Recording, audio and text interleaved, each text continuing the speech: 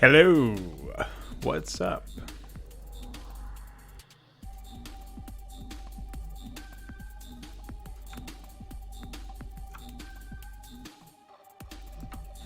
All right. I think we should be good on the stream chat. That seems to be working. Hello, Connor.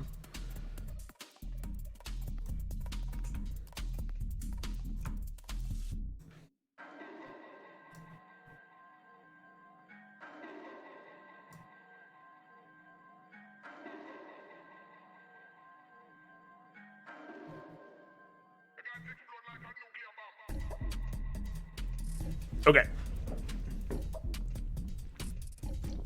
Nice when everything works. It's rather rare. Also, really enjoyable that I don't have to go and ping people nearly as much. I don't have to use my phone or whatever. I can just tell Todd to do it. Nice stuff. So today I'm going to be starting my collaboration with DF for Mapcrap Season 3, Episode 6, Team Multicrap. What better way to have multiplayer go down than to start working on one of the later Hydra maps that will support 8 players in a large battlefield.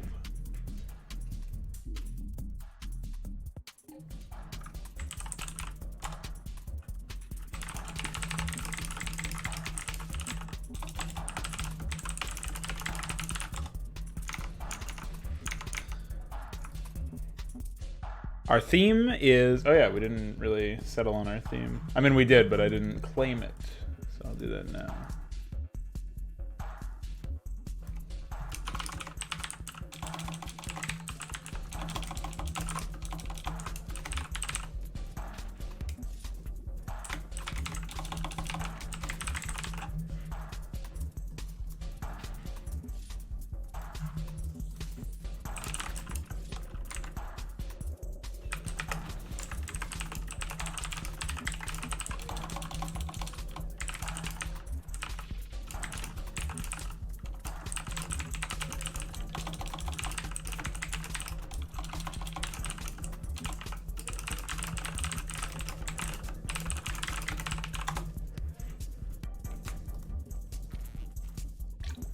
Our theme is that the map must be misleading or fraudulent. I'll leave it to you to figure out how we plan on doing that. Oh, Jesus. Map must be fraudulent. Well, it has a fraudulent amount of pre-placed shit, so it's got that going on.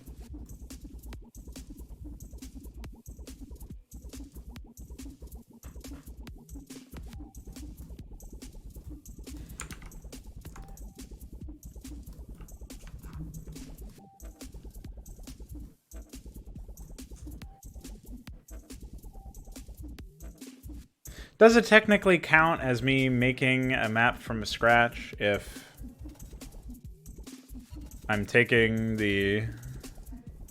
if I'm taking this?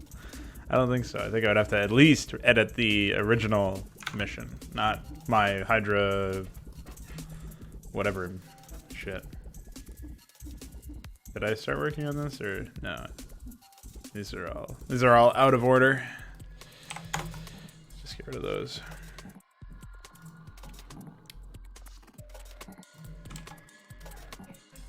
So this is just Protoss versus Zerg.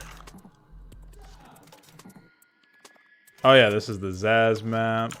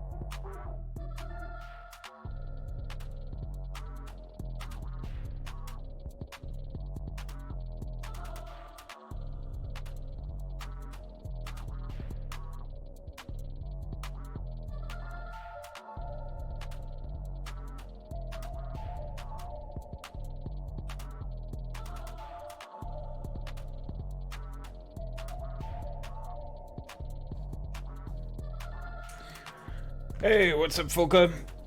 So today we're working on a Mapcrap thing. This is like a developer workshop held every other week usually for Brood War stuff.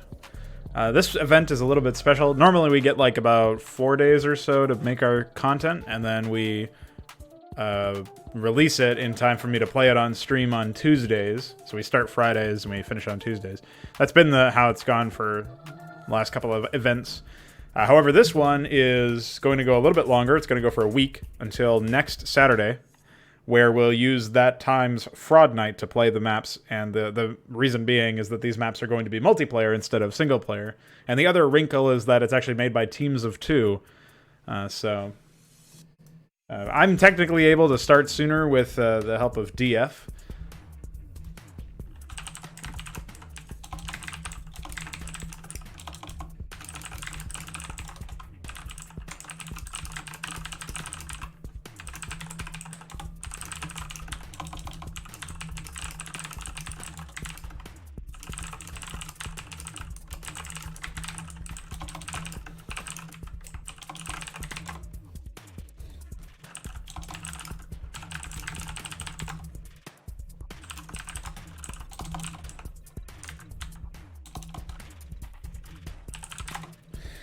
But other people have not been online, I don't think. Yeah, not teams of 3. There's not enough people. Yeah, for sure. I mean, I'm still going to be working on the outline for a Hydra map. I just haven't decided which map I want to do. Under normal circumstances, I would just move on to the next map in line. Like I would work on V Zergo 3 or V Protoss 02 or V Terran 03. Although V Terran 03 is a little bit of a special case because it requires some code before it can even be implemented. But in this case, I'm trying to make something that will be playable by like 8 people or at least 6 people with 2 observers. So that it's a fairly large-scale experience, and not a... I guess most of the Hydra maps will have at least 6 players involved, but I'm not quite sure how it'll balance out. So... maybe it doesn't really matter that much, I just have to figure out what map size we're going with, so... oh, we're definitely not doing an installation map.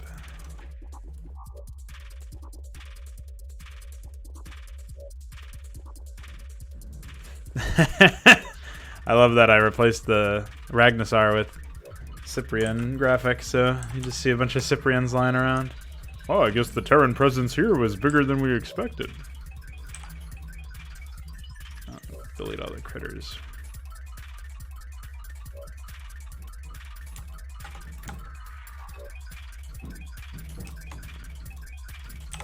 My dog is dogging. Delete all these pre-plays shit.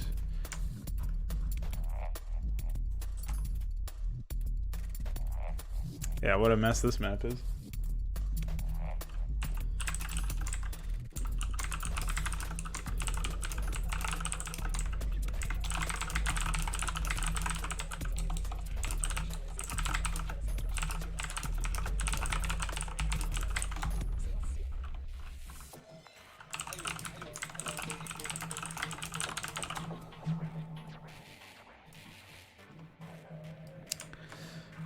But yeah, I don't think we'll be doing any testing rounds today after all. I think I said we probably would be yesterday, and I forgot I was going to be doing this. So.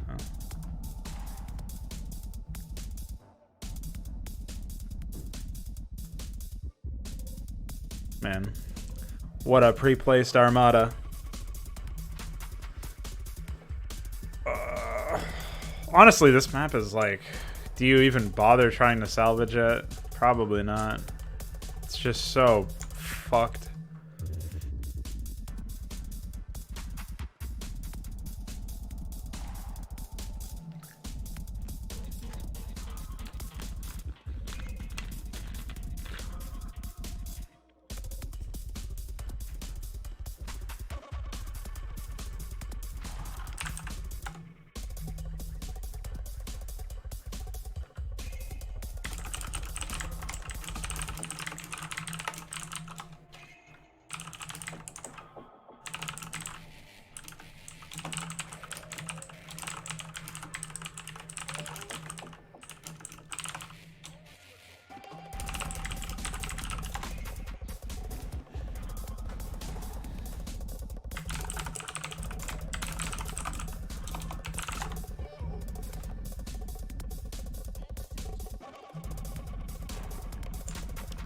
Yeah, there's just nothing to do, you know? It's like... It's an island map, and it's an Ash World map. So that's gonna take some more reimagining than expected. This one's the space platform. This one's also a terrible map. Holy moly. Like, who would design a space station like this? Who would do this? You could almost imagine that an earlier version of the map had a bridge over here, and they were like, well, if we removed that bridge, the player might walk into the AI space and die. You don't even get a chance to play the game in this map.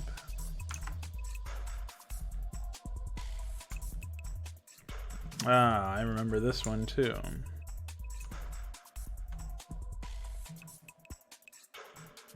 Look at all these trees. It's trees then.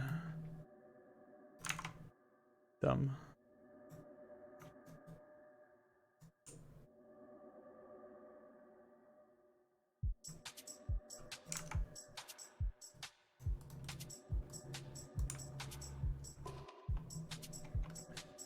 Yeah, that's in every one of their maps, though. This one actually has surprisingly less pre-placed shit than expected, but still a fucking lot. And of course, no pre-placed shit for the player. They don't get a base. They get this epic setup where they have all of these mineral fields lying around doing nothing, and the gas is 10 years away. I was thinking this map might work because I could pull the I could make this like a 3v3, add another Zerg, add another Protoss, well, 2 more Protoss, I guess. But it's just too small. Yeah. Holy shit, it's tiny.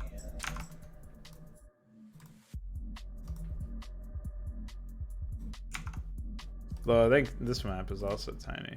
Dude, the last map, or second to last map of the campaign, it's 192 by 192, by the way. Yeah, Z10 could work out a little bit better, I guess. Even though it's tiny as well. It's just tall as fuck for no reason, while also being not very wide, to put it to you that way. So you're naturally up against 3 Protoss. So I guess at that point I would only need to change it up so that you were up against, well, a lot fighting alongside 2 Zerg. So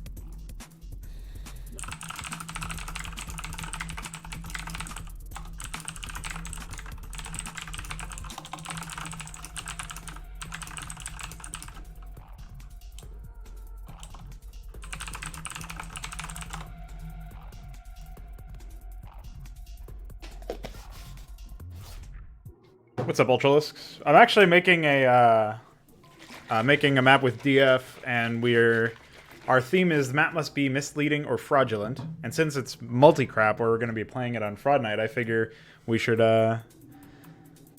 make something that's like I'm going to use this opportunity to fuck around with the layout of a Hydra map in theory, and we'll see where we can go from there.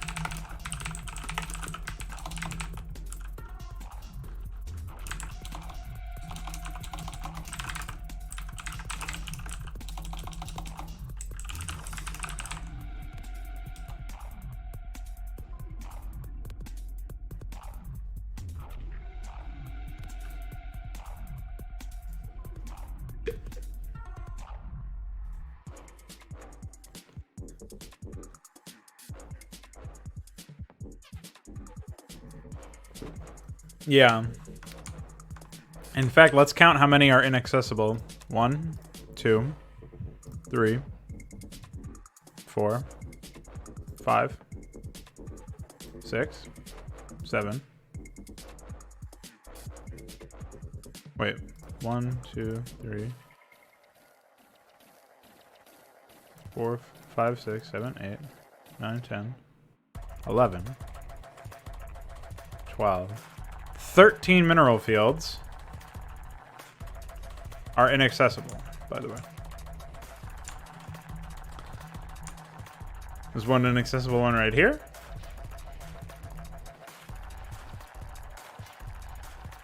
Wait, they don't even have any bases over here. Blizzard, you didn't give them any expansions. I mean, I know you don't ever make them expand, but still. Oh, and then the opposite of inaccessible minerals. Over here. Just suck my dick, Blizzard. Holy shit. Why?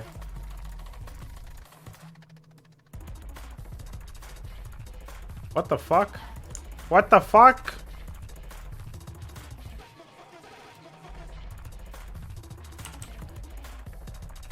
What? Hello? Why is it down here? Hello? Bonk? Bonk my head?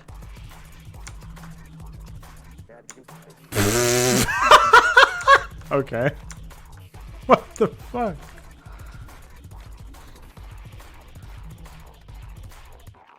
Oh!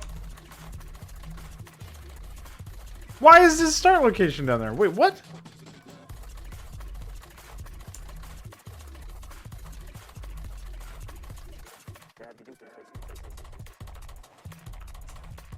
At least that one's closer to something sensible.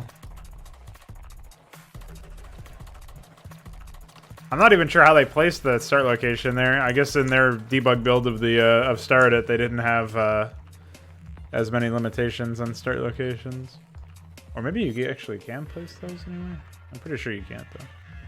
That's fucking nuts. Can I check how much money they have? Yeah.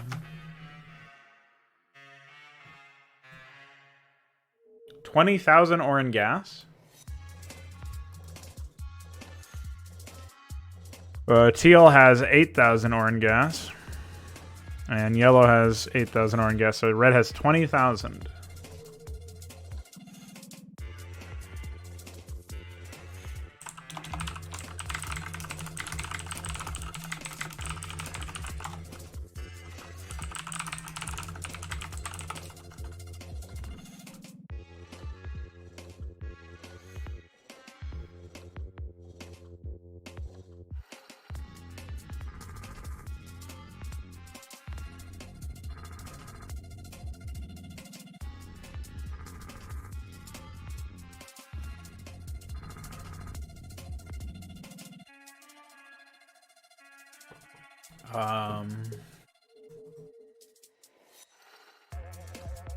Oh yeah, Switch 11 is set when the temple is destroyed, and that's when their AI script starts activating.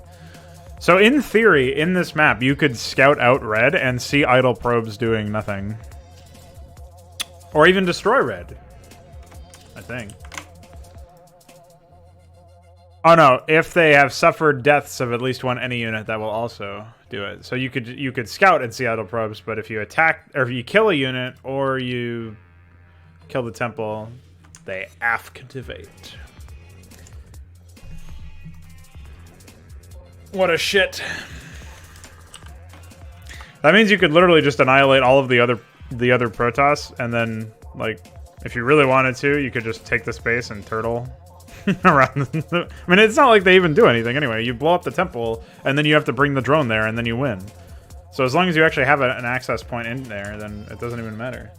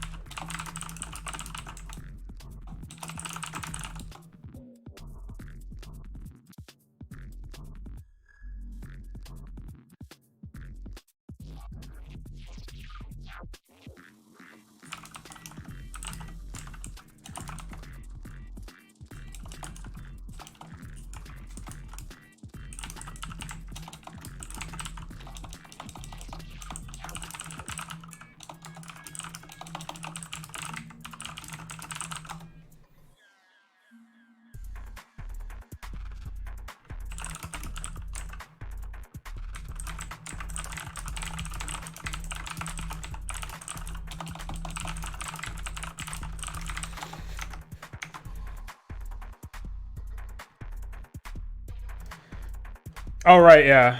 Mission 9 has a similar issue with it.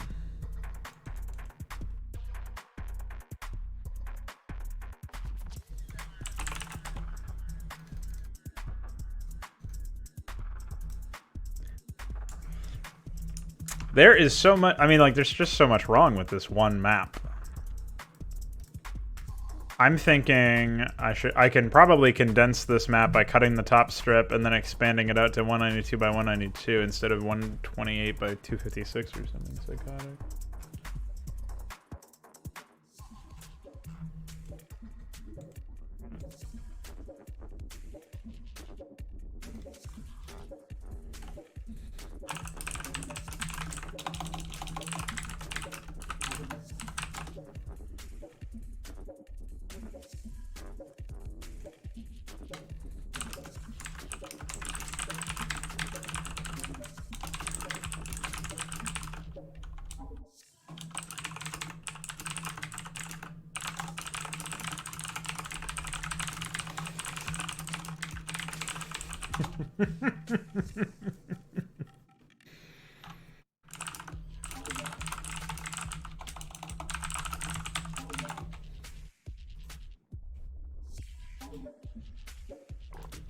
Doing some planning in my other monitor.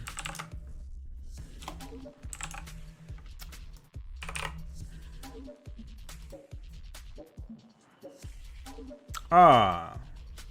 Oops. I cut off the the bottom instead of the top. Alright, let's do this properly. So we'll say 16 left.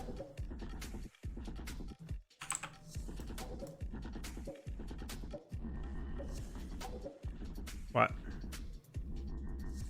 Alright, so it worked from the left. Sort of. I guess it needs to be 32? Oh, yeah, it needs to be 32 for everything. Okay. 32 and minus 32. Alright. I'll just delete all of red so we don't get any weird bugs with units existing outside of the map bounds or something. Not that that shouldn't happen anyway. But. Untitled scenario. Destroy all enemy buildings. By the way.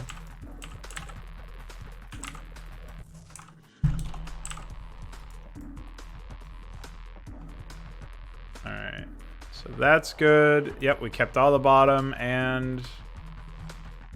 Cool.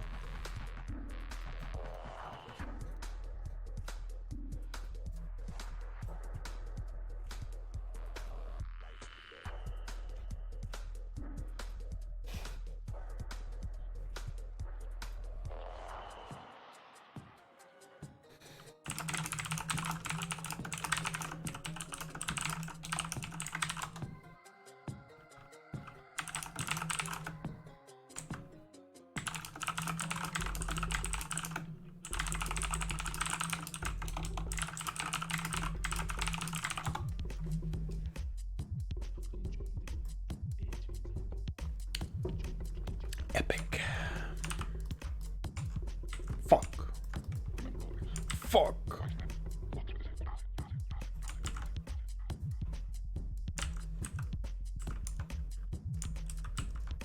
Hold on.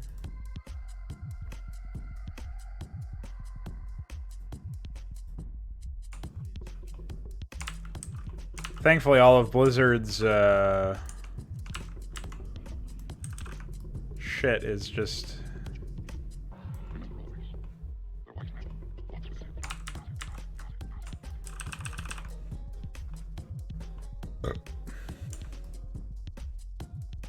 What a mess. All of Blizzard's ramps are at least always doodads. Holy shit, SEM draft? What is wrong with you? Just now noticed that.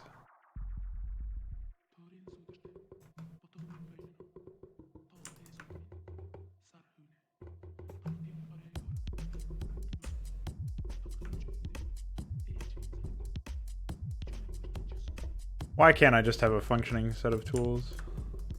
Why is that so difficult?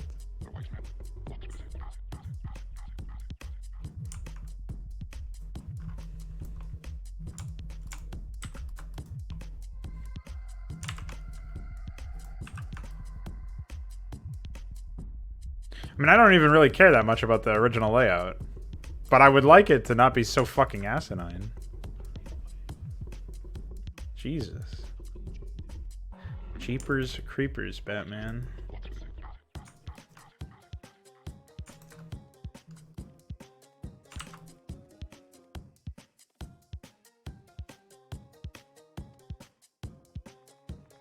This is just one side of it, by the way.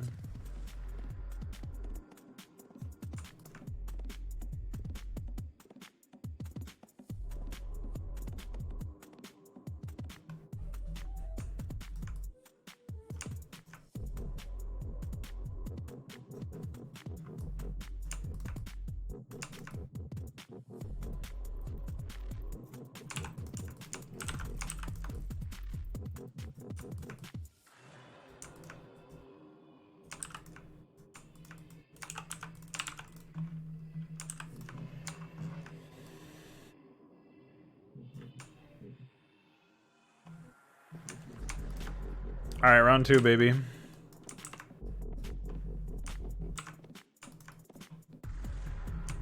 Like, what the fuck? I turn off border smoothing because it usually makes this worse. But apparently, it's bad anyway.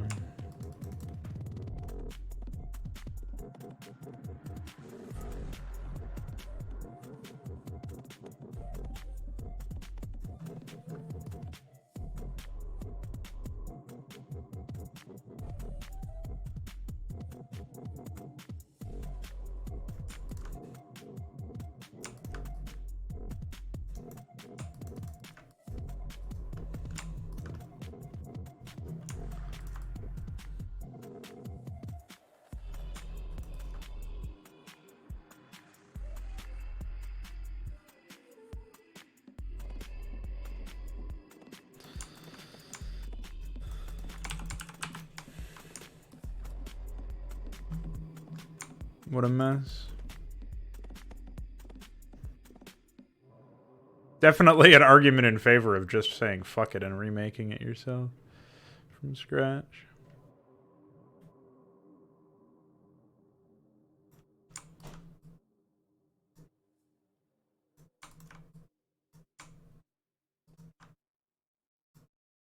I think that's what I did with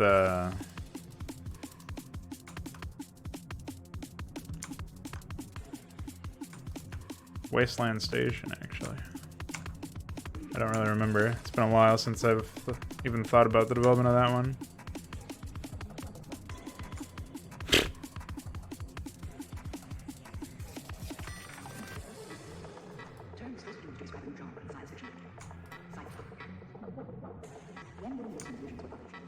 Alright.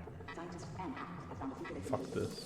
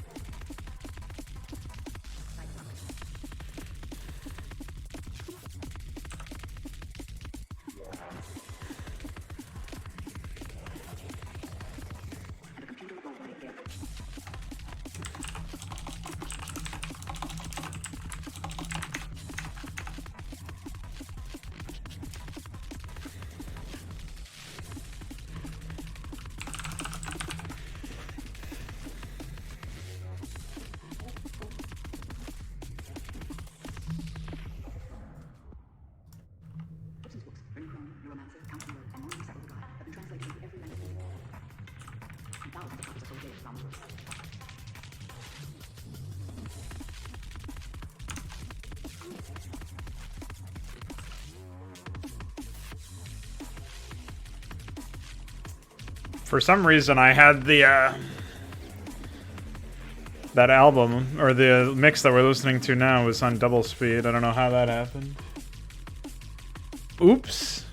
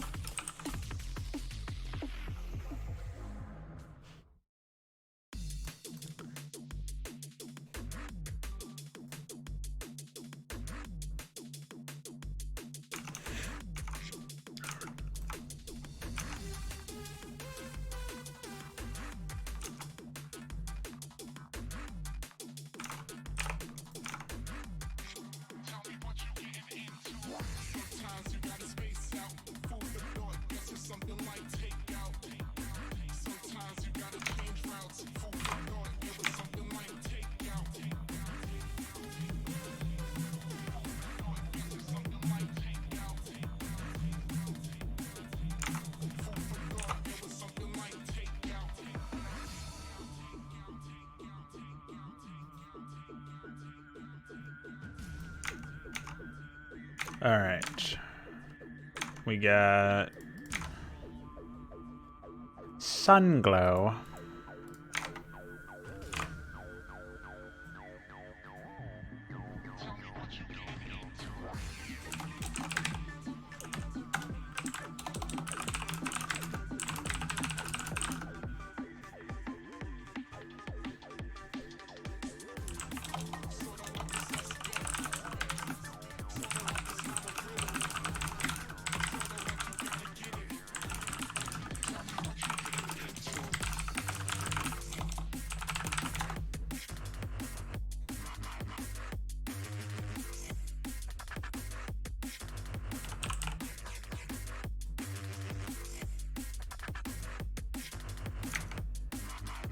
Trying to think who else is going to be here.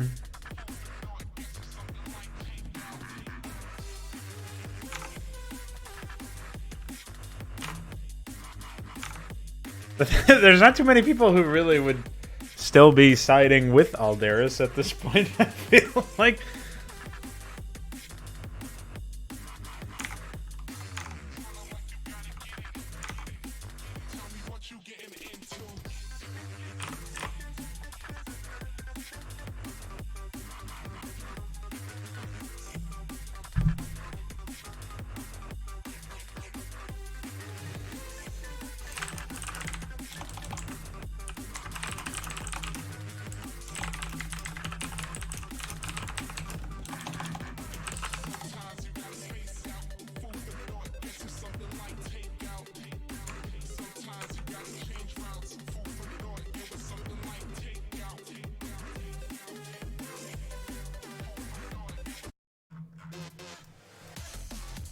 I'm skipping that one.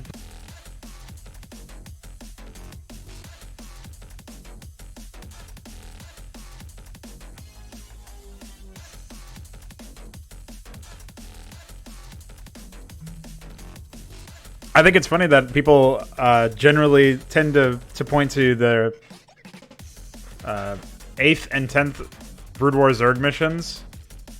Slay the Beast and... what was the other one? Omega. They point to those as like their favorite maps. Why? Because they're straightforward macro, generally speaking. Like obviously Slay has some pretty dumb gimmicks. But you have to fight some enemies, you know?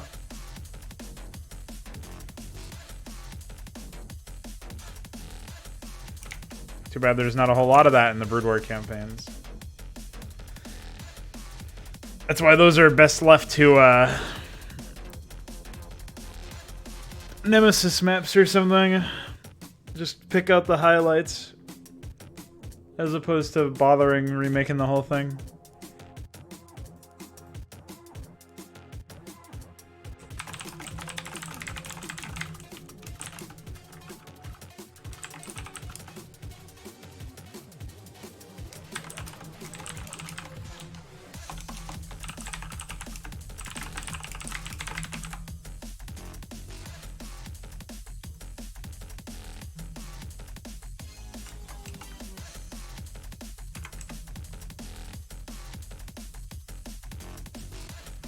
Yeah, pretty unfortunate stuff.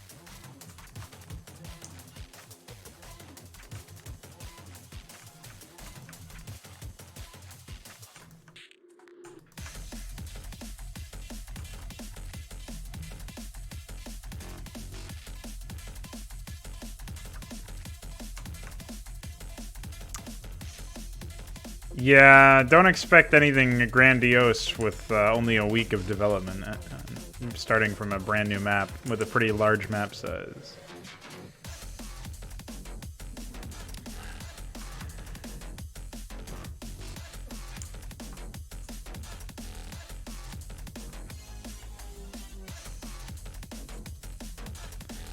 I'm not sure. I mean, obviously in the final version of the Hydra map, the plan is to have a whole shit ton of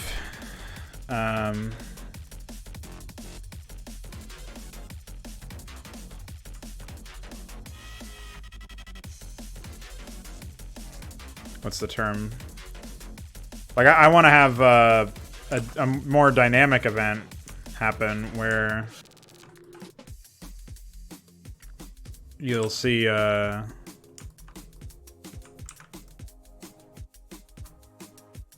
the Overmind show up when you actually detonate the temple or something. And so the temple is a point where you're actually trying to stop the Zerg from summoning their deity, if you will.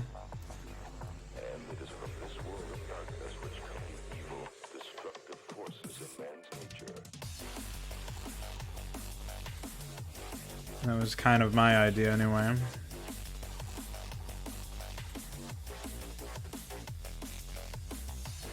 Oh, hi.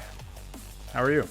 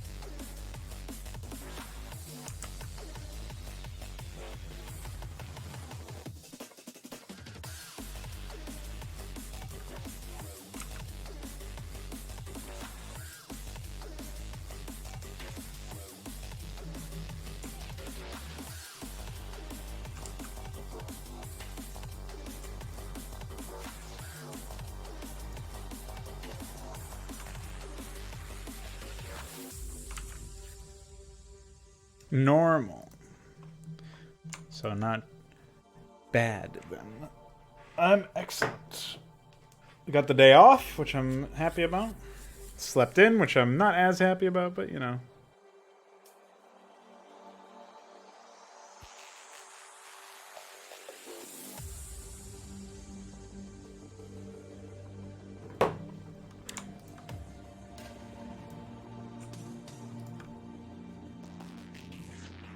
Working on this.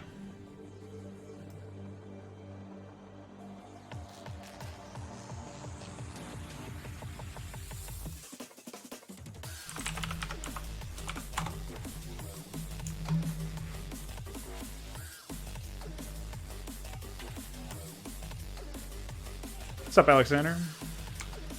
Welcome.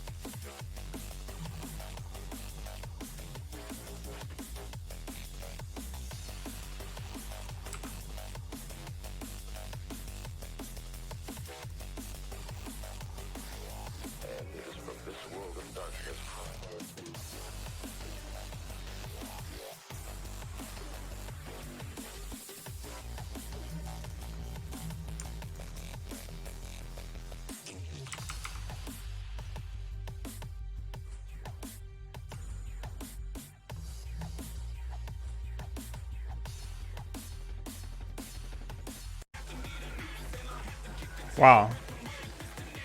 That was very lazily done right there, man.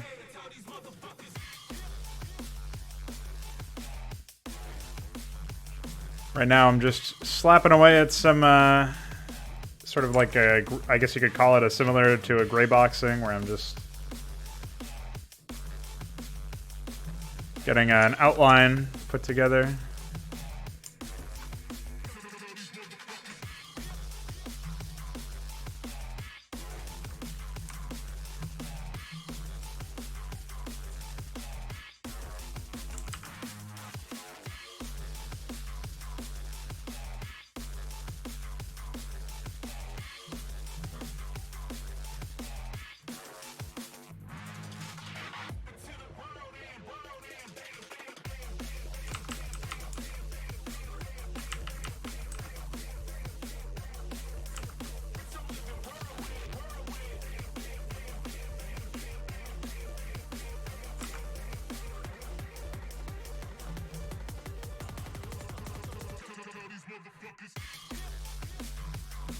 Okay, I think that'll work.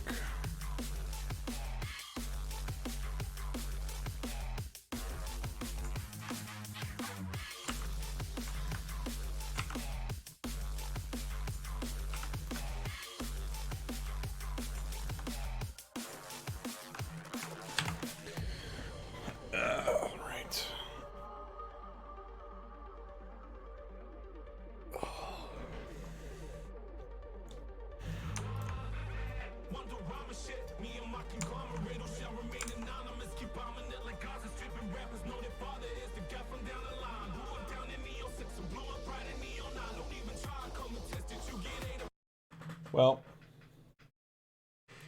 that's unfortunate. I'm afraid that mix has simply just been deleted from YouTube.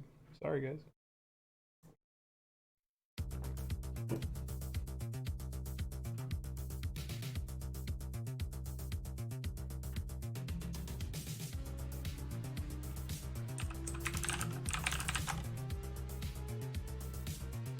What's up, Veek?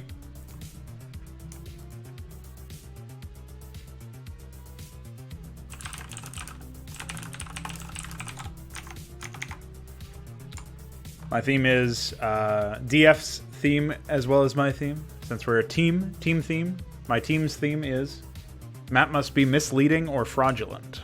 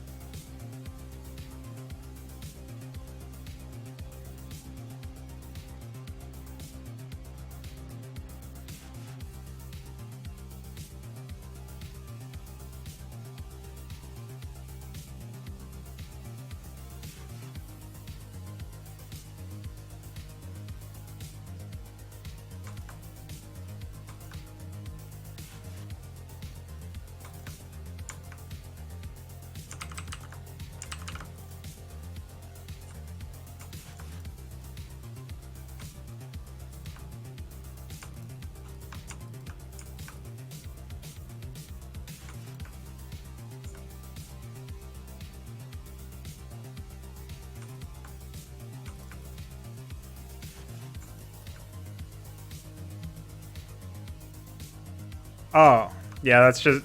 Alexander is very familiar with that phenomenon.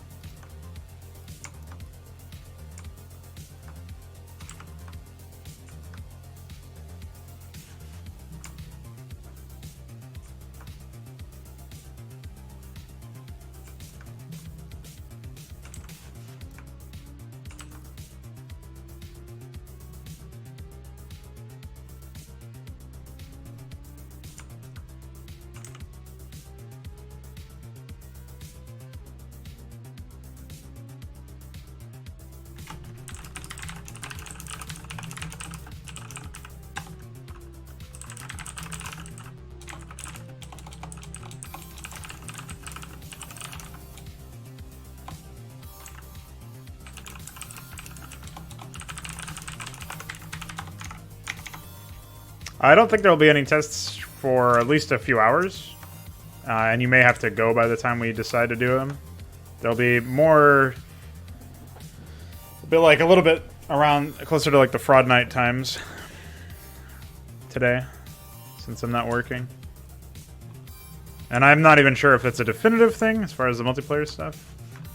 I do want to update VZergo 1 with small fixes to the behavior that you and Gemitar observed earlier, but we'll see.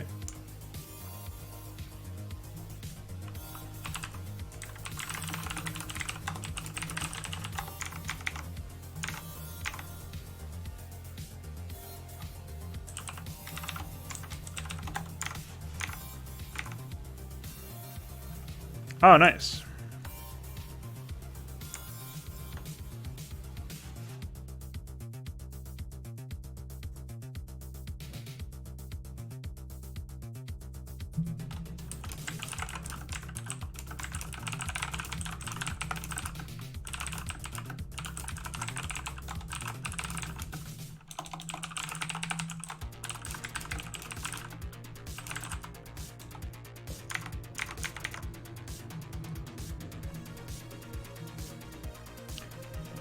Yeah, well, misleading could be literally anything.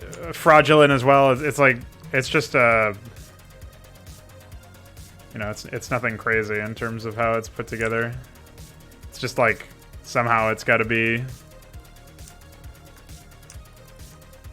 subverting the player expectations. It'll be fun. I mean, in theory, it could be like, your allies must survive, and then you actually have no allies, or some goofy shit like that, you know?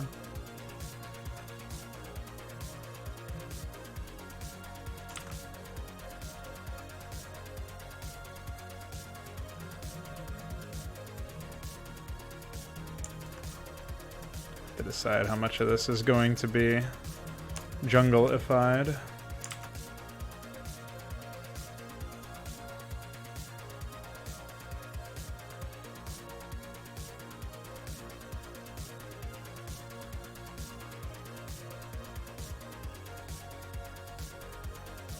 Certainly all the stuff near the water. None of this water is actually going to be water when it's done.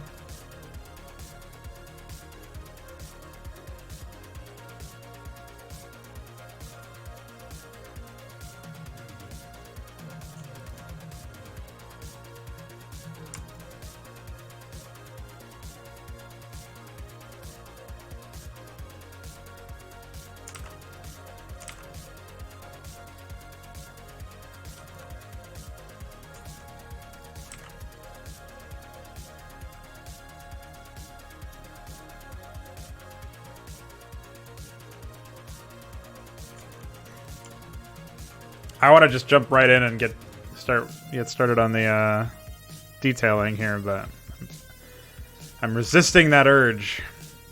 It's more important to block out the rest of the level.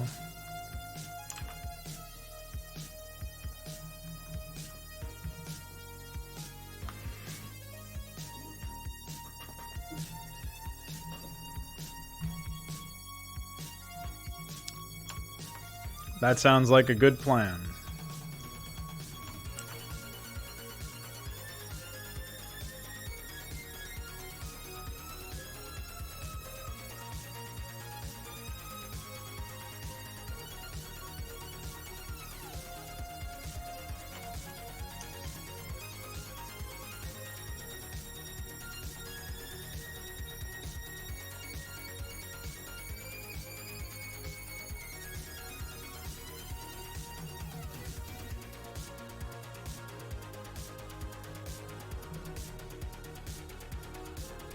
Damage overlays? You mean editing LO files? Or do you mean something else?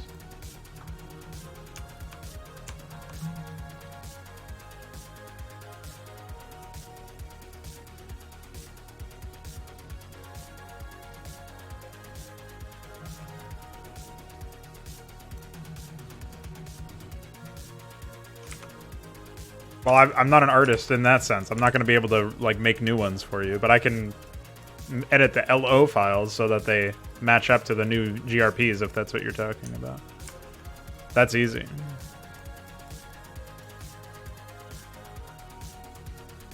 I know DF was working on some modified shit earlier. I don't know where he's gotten with that.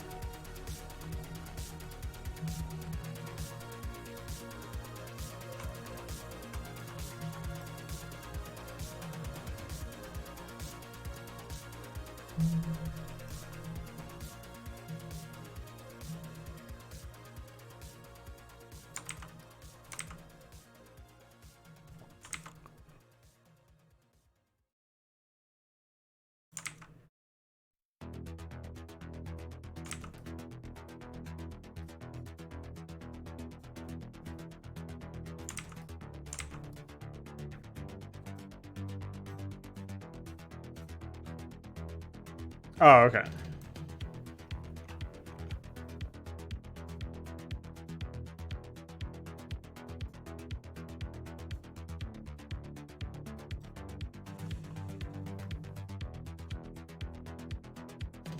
Yeah, if you send me the GRPs that you're using for buildings, I'll certainly be glad to take a look at it.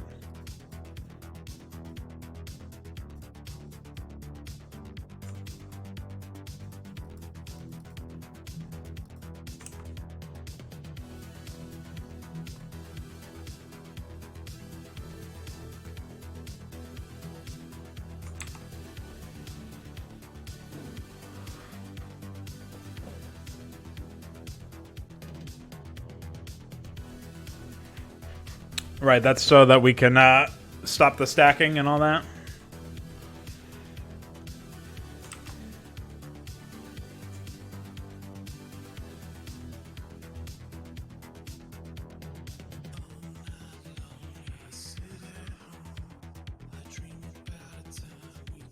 Yeah. I sympathize with you there.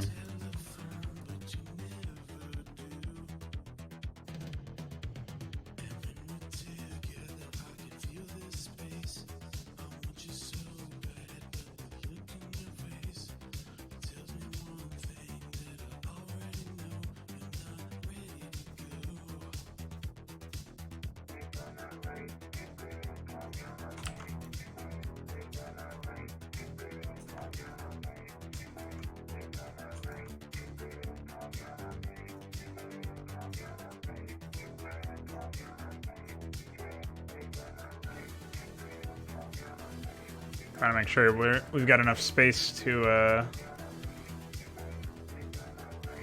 jump in here.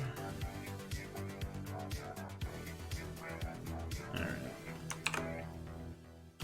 Yeah, all the water is going to be replaced with swamp water.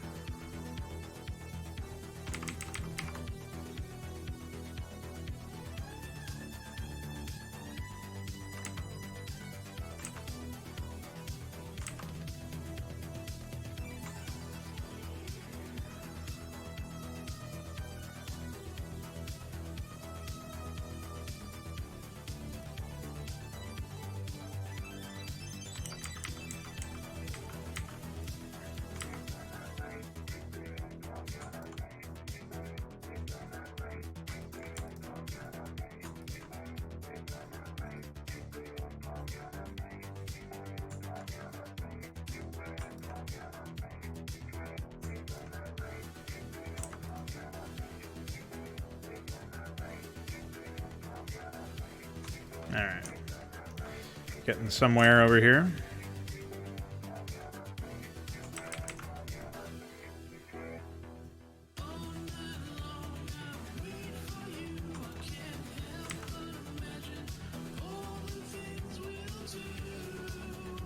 Push in that water over there. If you're talking about over here, I mean, I'm not sure exactly where all the players are going to start yet. I have envisioned certainly one player starting on the low ground over here, one player starting over here, and one player starting over here. But that may change. We'll have to wait and see. I want to work in low jungle a little bit more. Because we have jungle and high jungle, but there's a new tile DF made, low jungle, which is basically like the opposite of raised jungle. It's lowered jungle.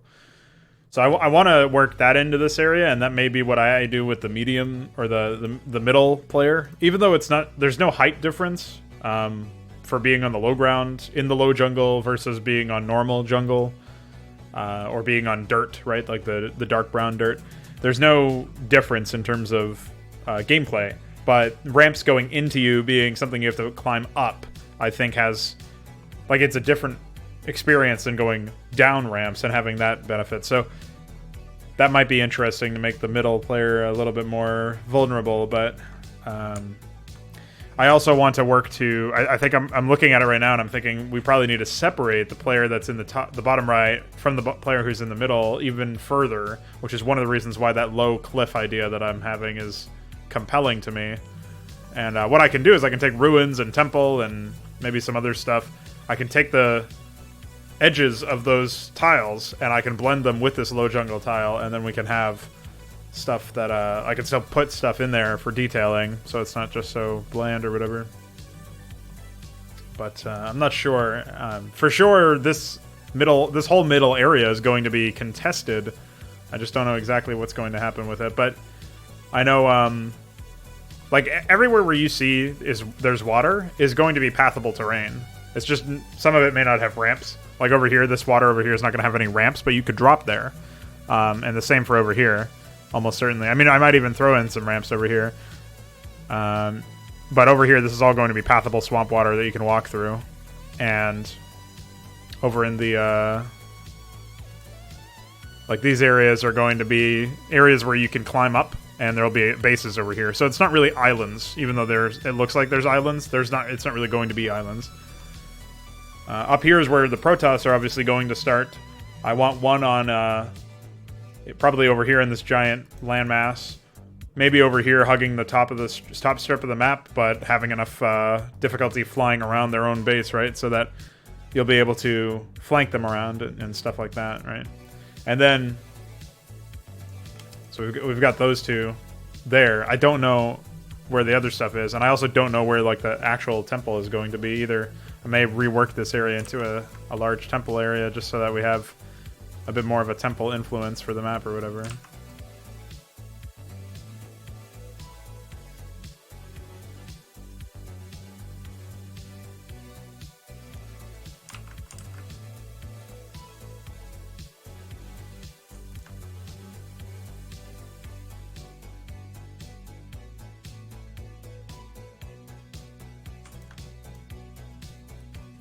But I want to obviously have, like, sort of rising up in height level as you climb up here, which is why there's more high dirt and more temple and more elevation in general when you go up the higher part of the map, right? The upper part of the map. Topper, by the way.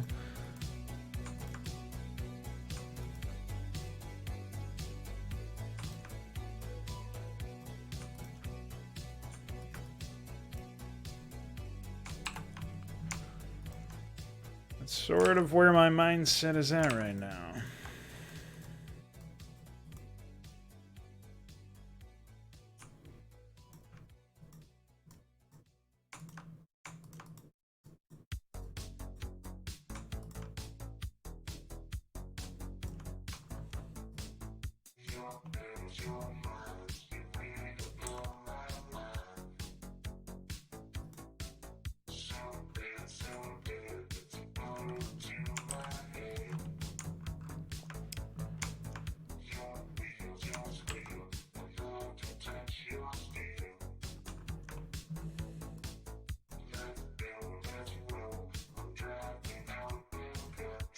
What a disaster vocalizations were. The coders.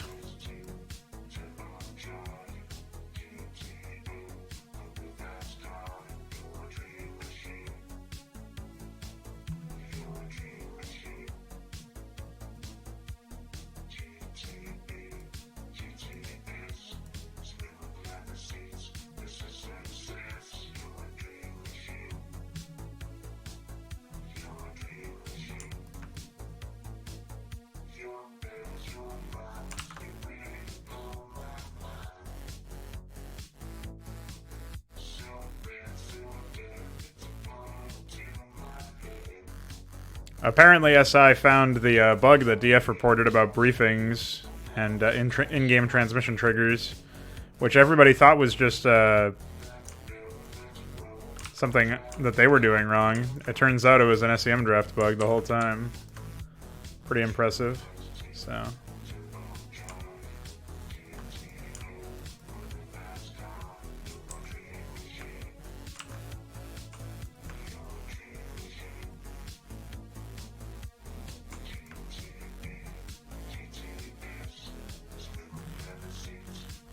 The one where the all that shit takes forever.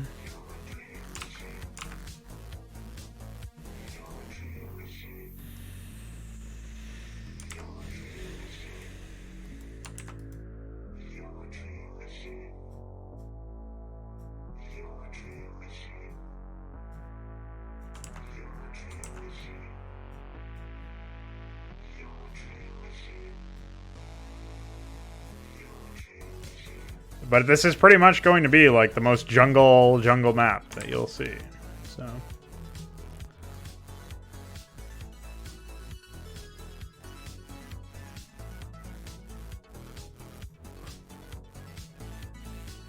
So the way that the tile quote-unquote animations work is that basically you've got a set of colors that are in the tileset index, which is basically like a list of all colors that are that the game can render for that tileset. And depending on if you render it with certain colors, right? Like there's like a set of colors in the tileset index, the tileset's palette of colors that are the engine is programmed to cycle, basically change the color of something for like a specific case.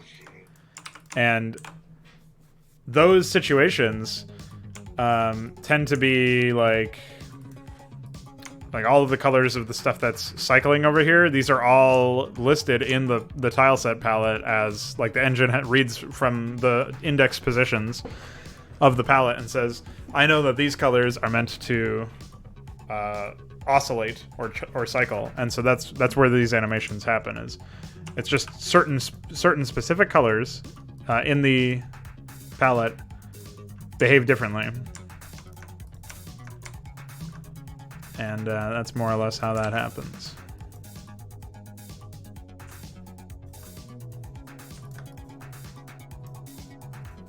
So, if we're going to make new ones, we have to make sure that they're in the same, like they're using the same colors, or we have to go into the tileset index itself in the game files and replace the same positional parts of the colors, like say there's 8 different colors that index. Usually there's more than this, but say there's 8. And we want to change those colors to something else so that we can make, I don't know, lava or something similar to what happens in Ash World. Well, if we wanted to do that, we would have to go in and into the game itself and, or into the game's tileset file and change that to support this. And so we'd have to change the colors that it looks at, basically. That's the process.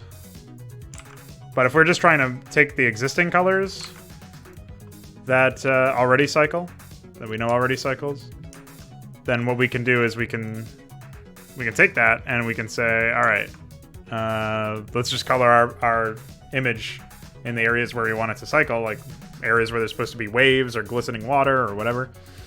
We'll take that and we'll use this opportunity to make them happen.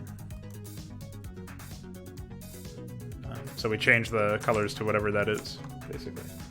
So if you remember back to when I was making the double layer bridge for vTerrano 2, what I actually had to do is I had to take the images of the terrain from the tileset itself instead of taking screenshots from the editor, because they had the proper setup for all the cycling colors, and then I had to mask out everything that wasn't, interfering with those.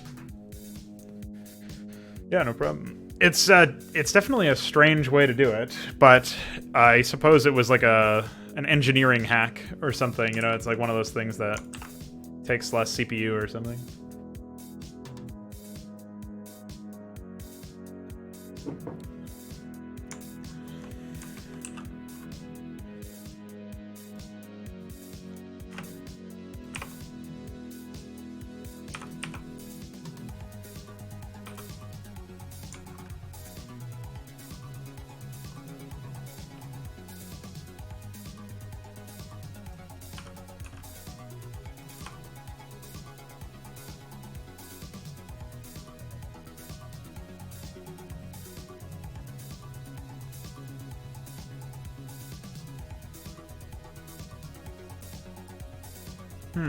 Yeah, I don't really have a good spot for this guy, I feel like. Maybe between here. Alright. Between there.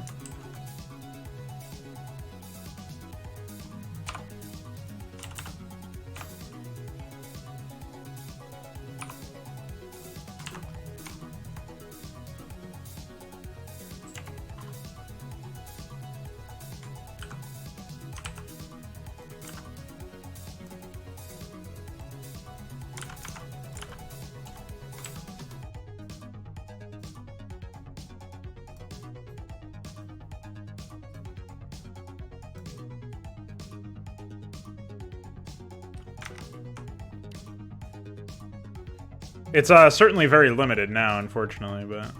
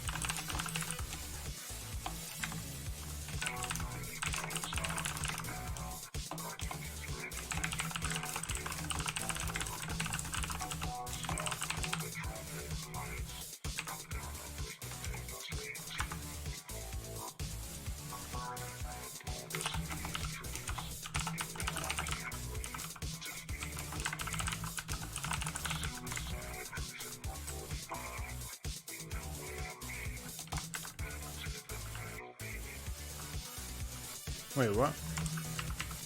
Oh, you can't even really see...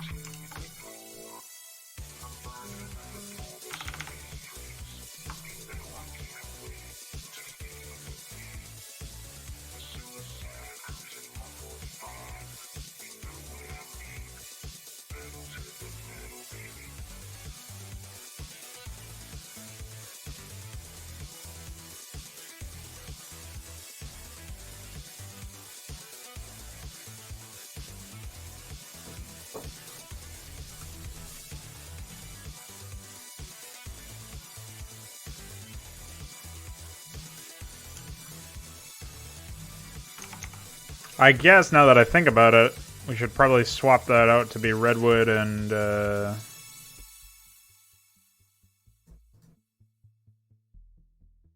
Wait, where is redwood? Oh, okay, it's over here, and then I think I had... Cordovan? Yeah, 75 and 86.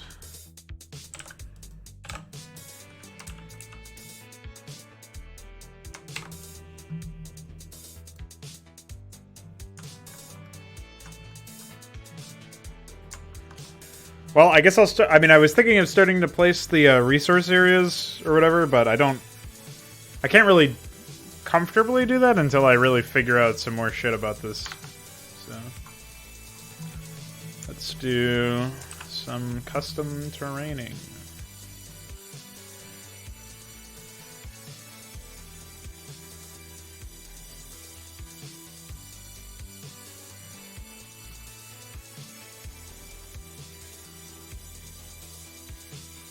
Oh, wait.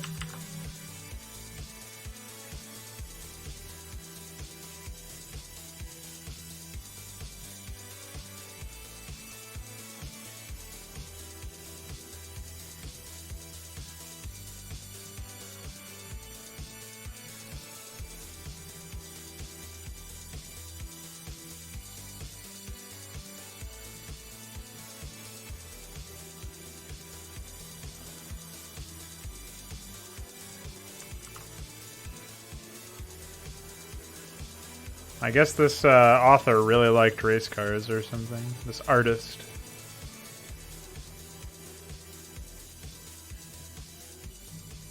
Maybe it was just fast cars.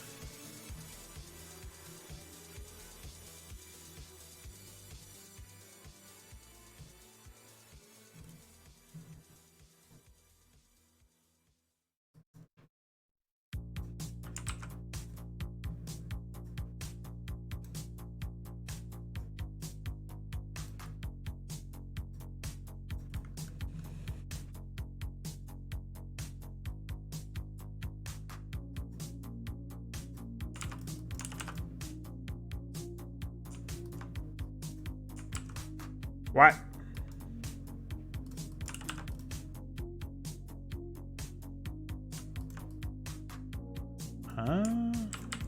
I guess these are not placed properly. Oh yeah, I replaced them down here, it looks like. I got really worried.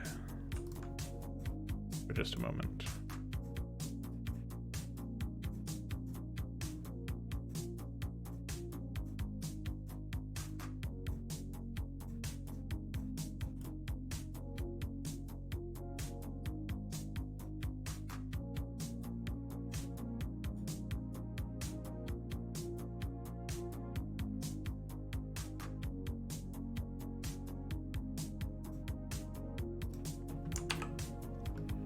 Ah, yes, of course, I did all of this work on Jungle, yes. Yes, that is true. But that is also you.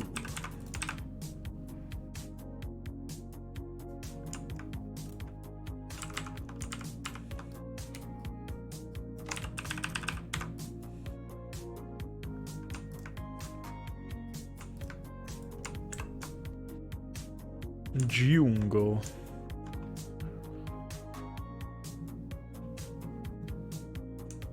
This is sort of like a whatever area. I feel like it needs to be pushed out further. And maybe I could throw a base over here.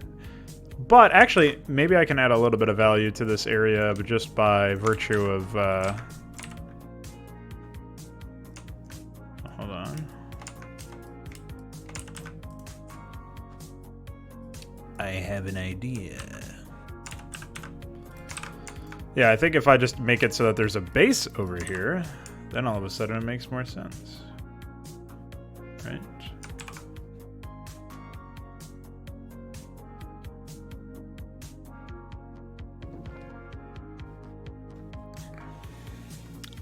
Xeris is such a fanfiction planet. Might as well be Star Wars at that point. For somebody who cares a lot about hard sci-fi, you sure are a soft man.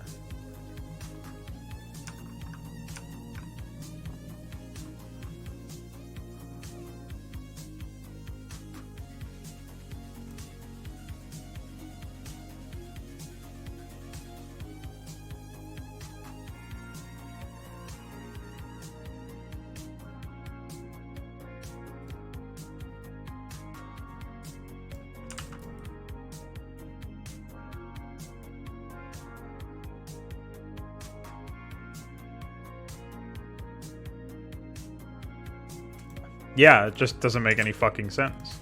No big deal, really. It's a small complaint. Completely defies any laws of nature, science, physics. Small problem. Not really, not that big of a deal.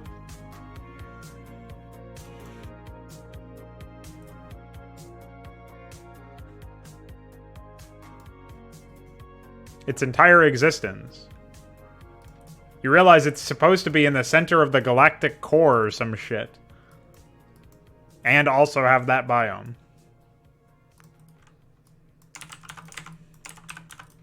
The biome is a problem, but it's not as much of a problem as everything else about it. Bro science. You know what I'm saying?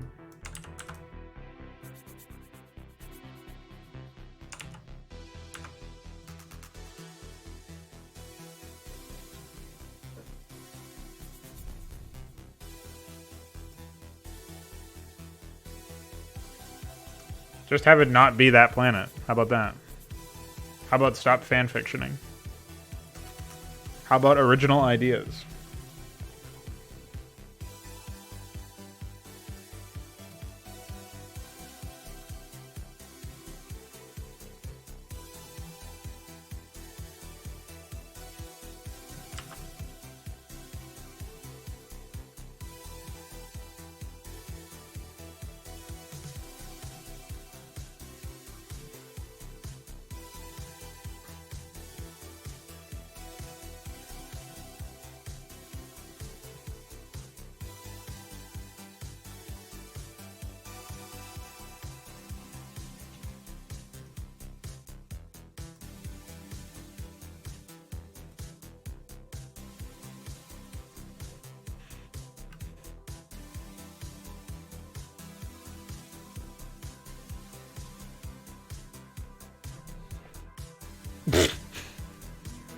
Brilliant.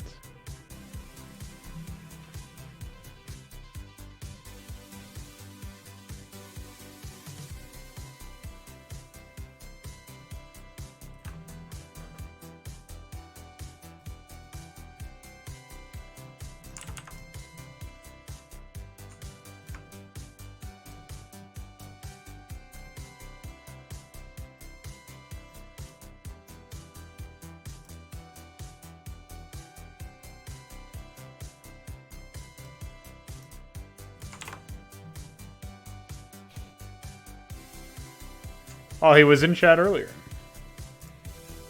You'll have to ping him.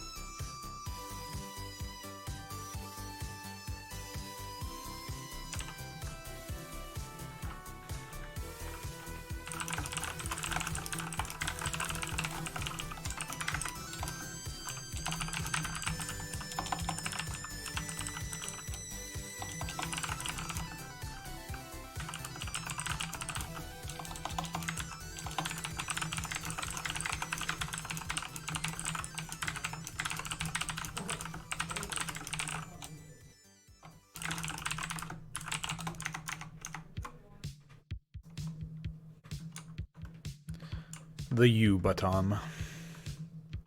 See ya, nerd.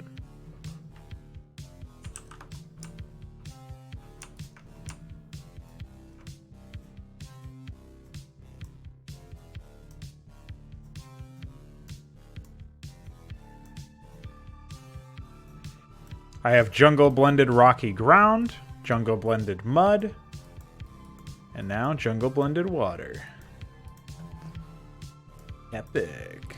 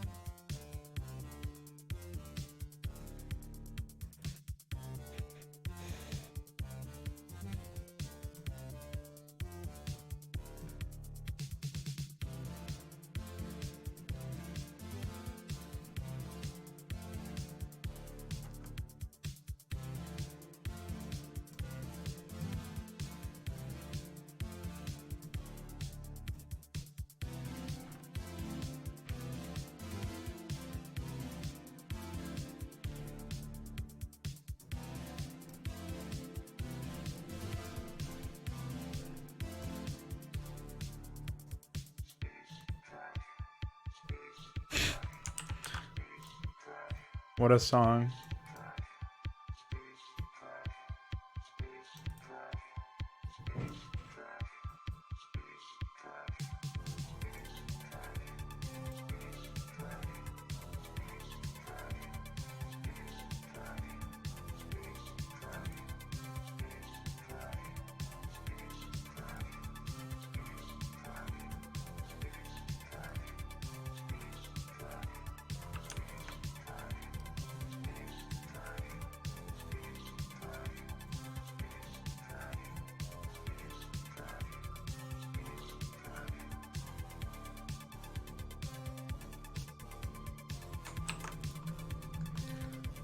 All right, got our water.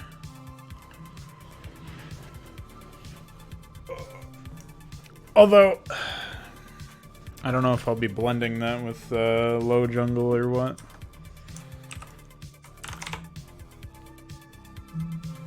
My idea was for the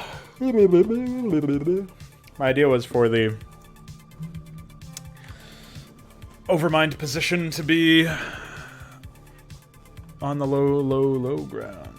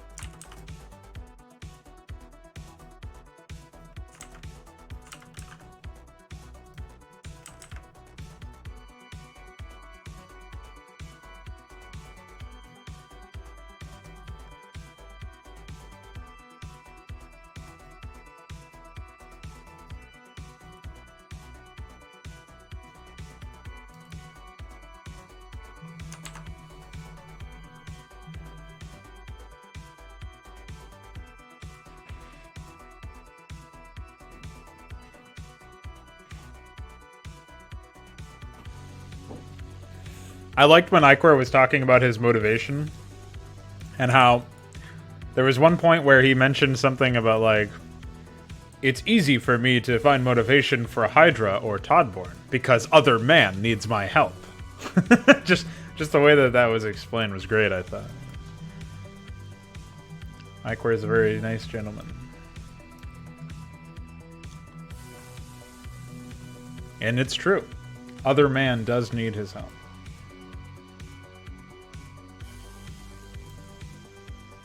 He's a beast from the east.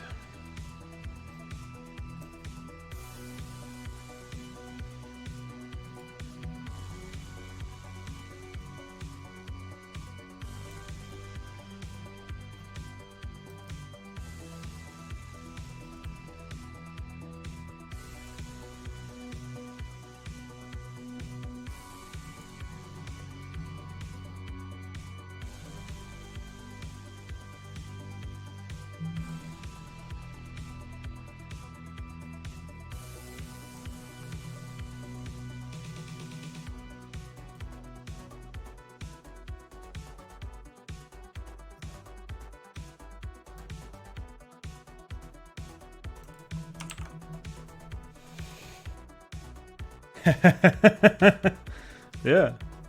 That's Ichor, dude. Pretty cool guy.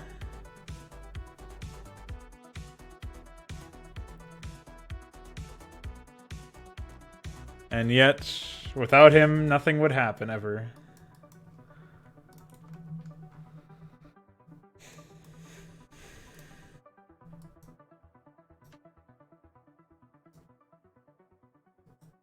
Oh wait, I can do this.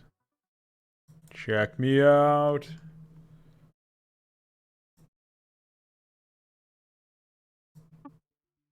Boop.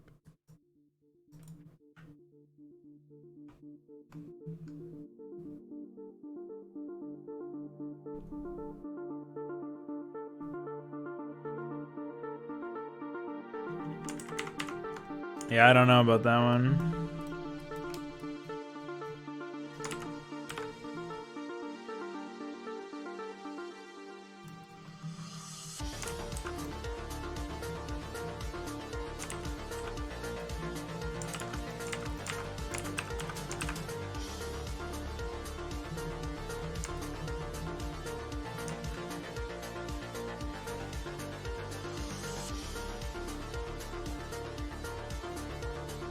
I think we're just gonna have to make this all low jungle over here. Push out the border somewhere else. Because I like the idea of like you actually seeing this while you're mining, you know? Like your shit's pushed up to that. That's what I'm all about.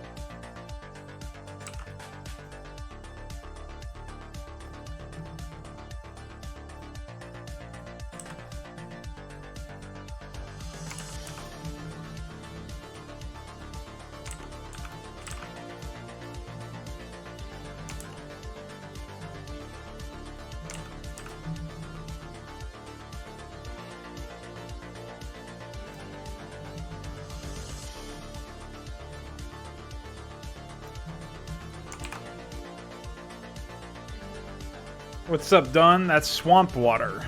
I think at some point DF is going to adjust the palette so that it looks a bit more green.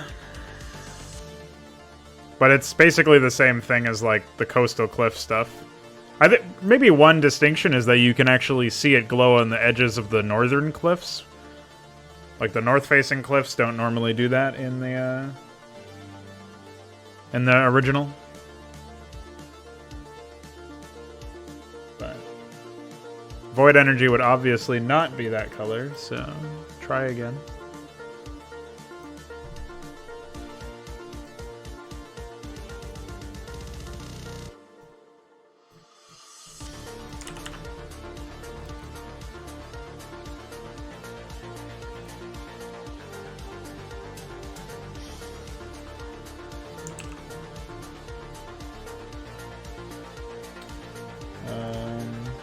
What is this song? This is Shortwire Reconfig. Reconsummate. Maybe that's what the trailer for the new one will be. The swarm still cannot rest, for my will is reconsummate.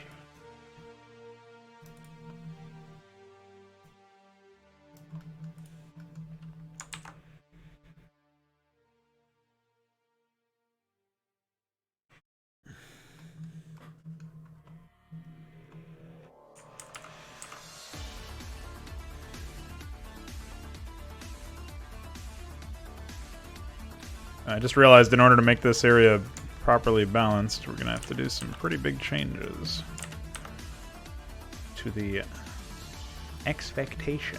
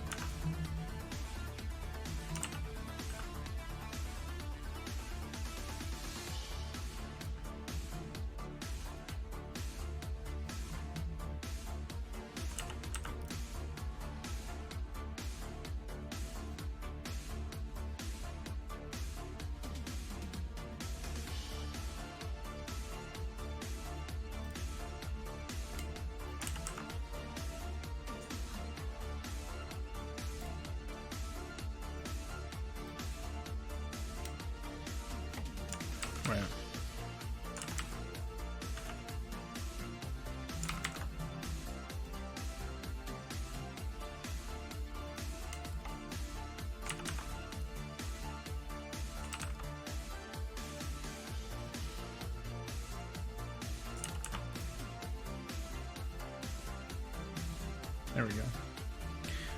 Figured it out.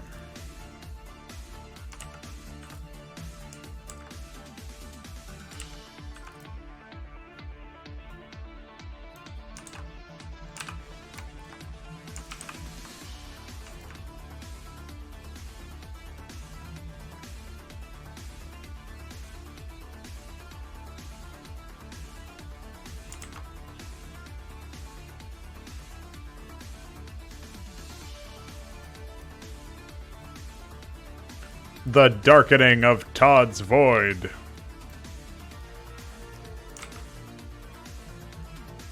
Oh no, it's the Shadow. Shadow of Todd's Void.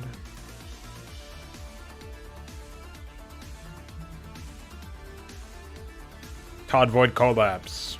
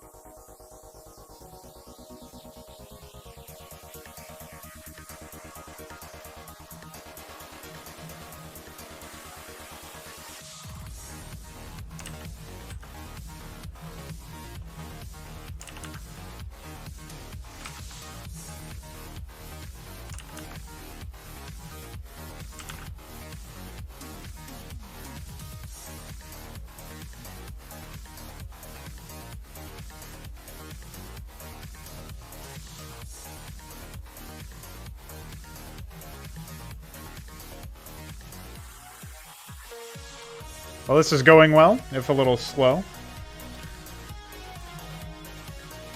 I'll aim to have the bottom half of the map in some state of operability by the end of this. And we'll see where else we go.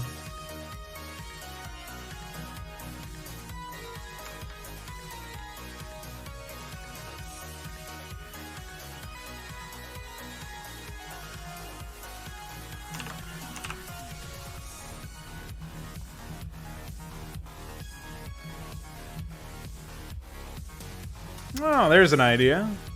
Dude, I'm getting so many good ideas. Check me out.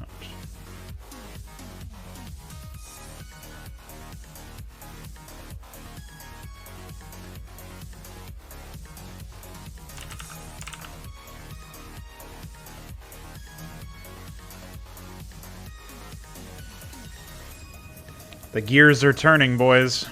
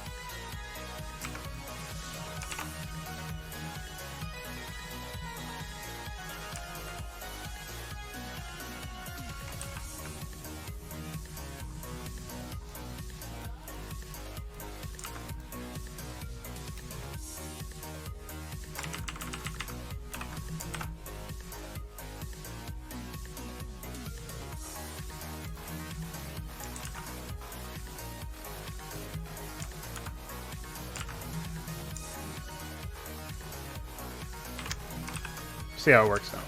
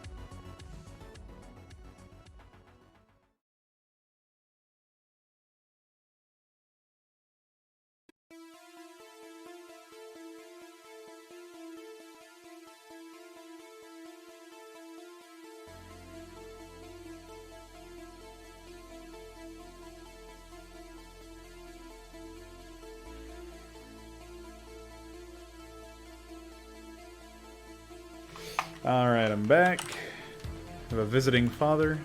You know how it is.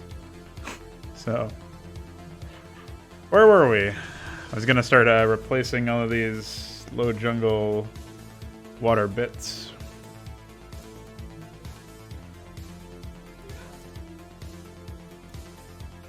Eventually we'll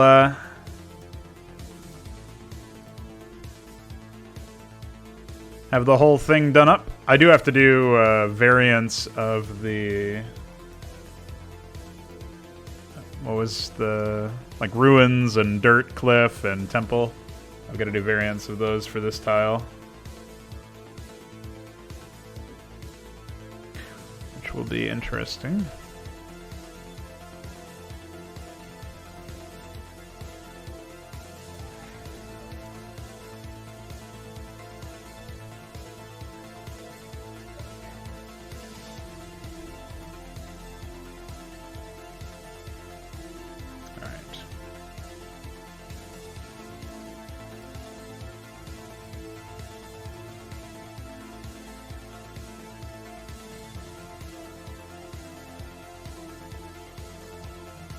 So I think this should work out. I mean, there's going to be a base down here on the south side of this little lake that we've got going on. And that's what I think what the difference maker will be, where it won't be as imposing to deal with the fact that there's going to be so many different entrances to the base. There's sort of like how we talked about the Arak and Phoenix positions, is that there's power that's intrinsic to the position of the map that these players are starting in. And I don't want to offset that power too much to the point where you can't actuate it. You can't make it a reality or execute on the power itself. But I also have to keep in mind that power when balancing stuff out. So a fair bit of that in order. You know, a fair bit of testing and all that stuff in order. So in this case, I'm thinking the Overmind's position can be, you know, starting here, and then he'll naturally be predisposed to expanding down here to help secure his base. Sort of like how Arak wants to expand north to secure his base in the south. Except this will be, like, he's not... I guess the Overmind won't be as forced into that option because he's got teammates to his left and to his right that can assist him if he decides to go for, you know, pushing towards a more resource-rich area north, which will also allow for more map control. Stuff like that is where I'm already kind of thinking about stuff like that. So we'll have to see how that pans out exactly. Yeah. Let me minimize the some of this junk.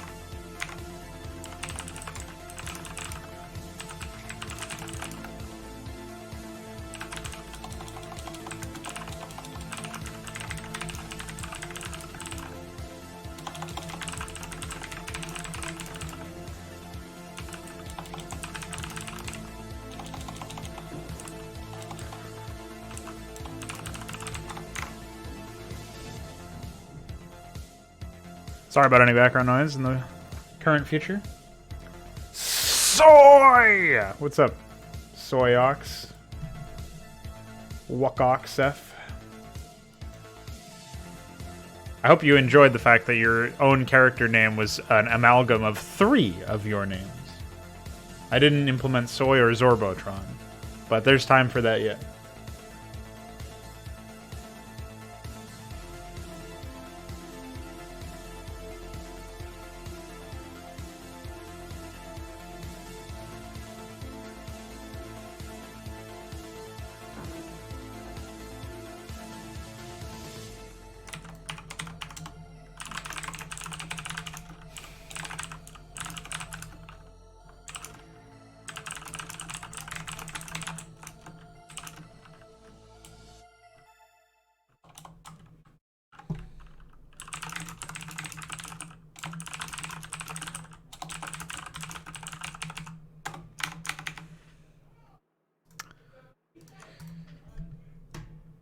ice water. That's not ice water, you dummy. This is normal coastal cliff water that just happens to be in jungle instead of dirt. Okay? Is that clear now?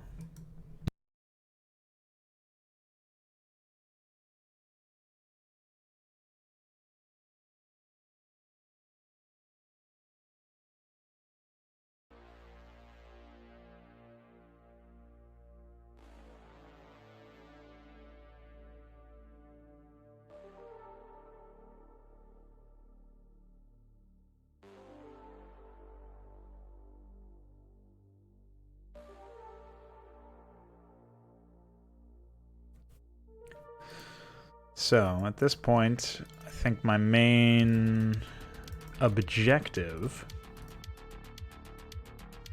Sunken jungle. Yeah, I don't know. I guess I can use this opportunity to quickly process the original dirt cliff shit. Is it even in here? I guess it's in cliff.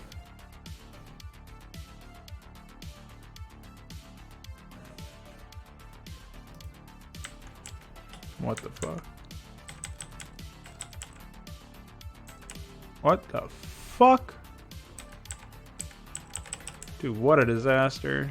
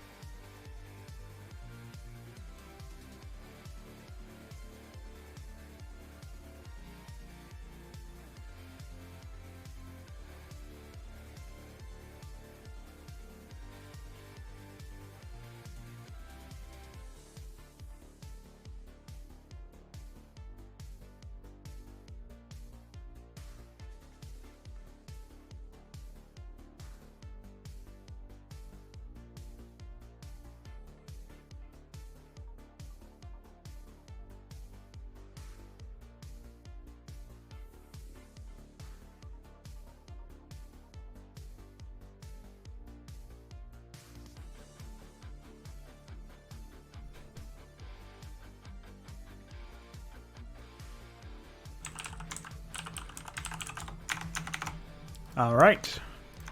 This is going to be so much more reasonable to work with.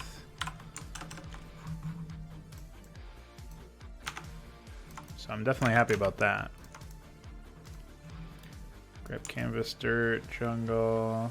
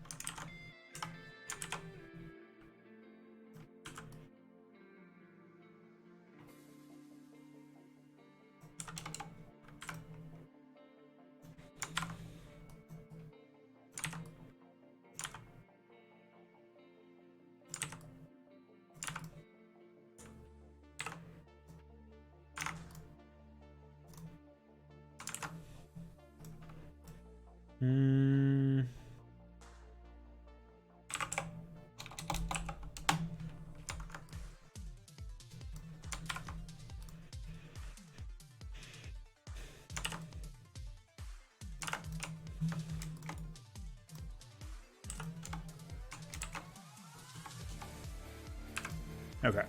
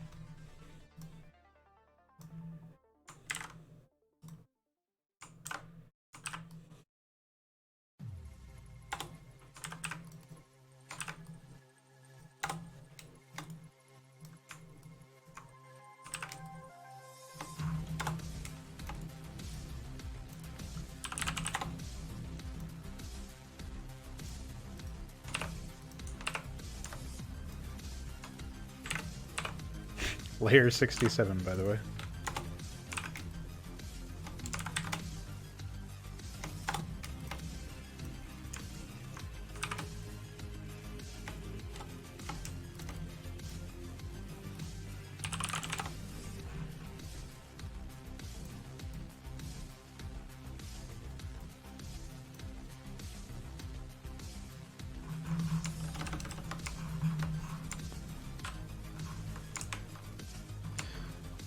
So I guess I don't mind that there's so many different repetitions in this case because it will allow for multiple subtiles, and I could just copy the masks over anyway, so I'm not too concerned about that.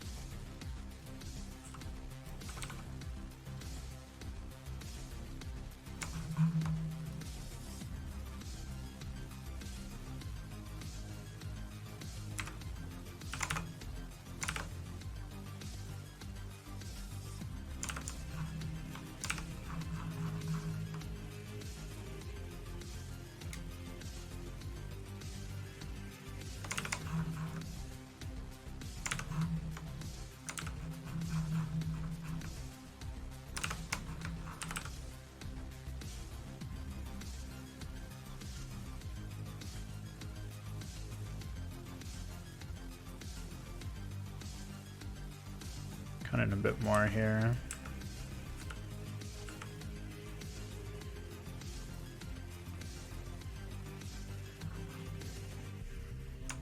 We'll test with a few different subtiles before I finalize the mask, just because I want to make sure I got everything correct here.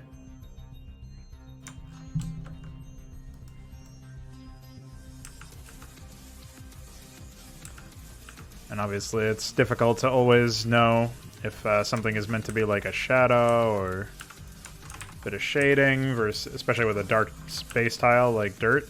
It's not easy to figure that one out, so.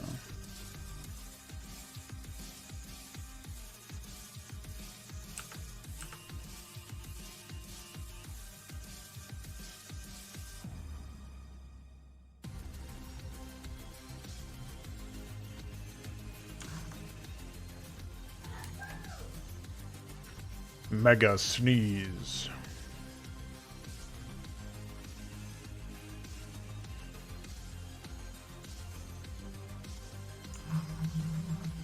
Wuchter? What does that even mean? What did he mean by this?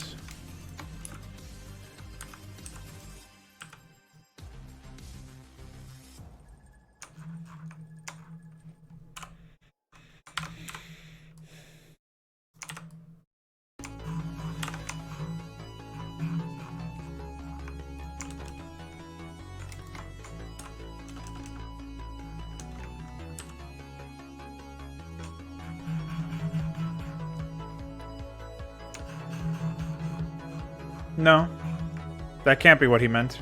It must be something deeper. And I don't mean an ocean.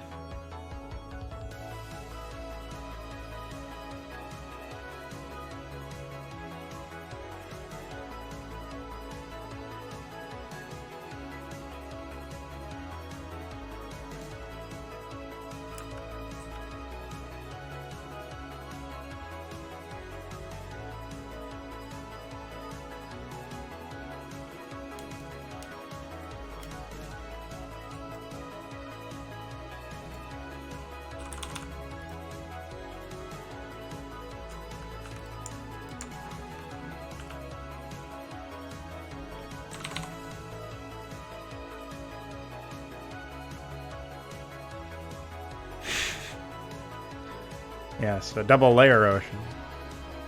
Stacked water.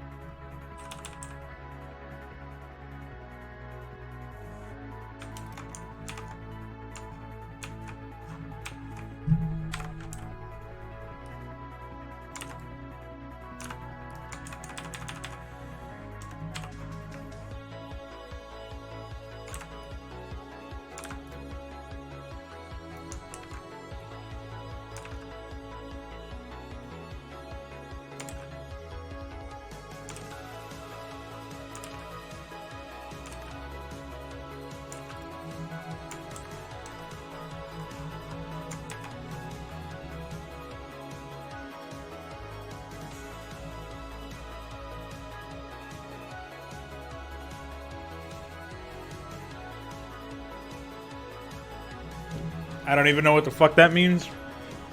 You really lost me now.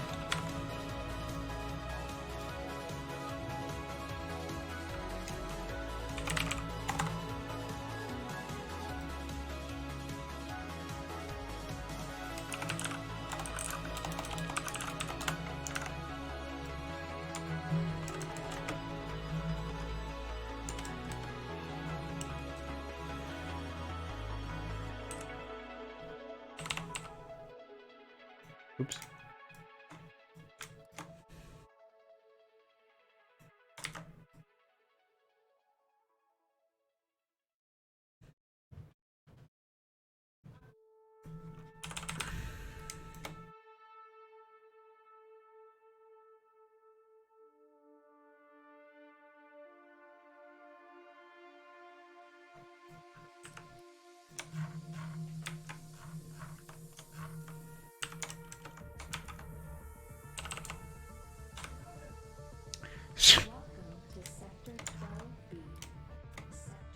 Oh no.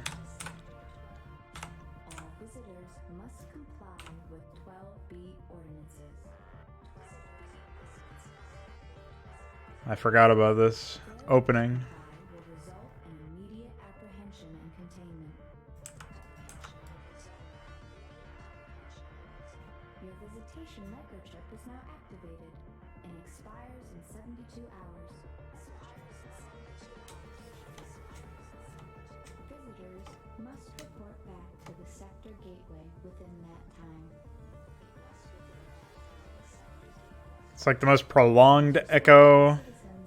They're trying to be moody. Well, it puts me in a mood, alright. Mood to punch. Mood to destroy. Mood to end all moods.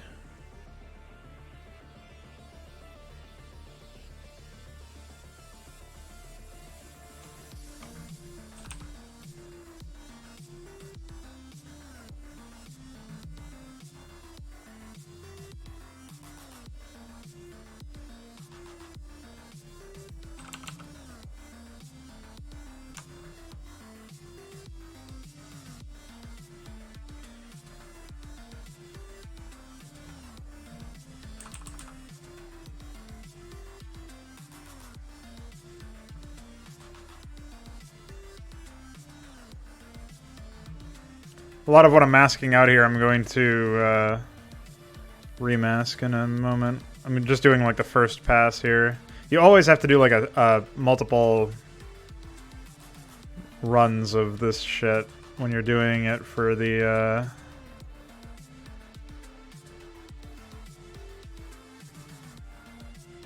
south-facing cliffs. Just because it's just how they tend to work. They tend to be one of those sets of cliffs that requires a lot of a lot more detailing. Is for one, is just present in general.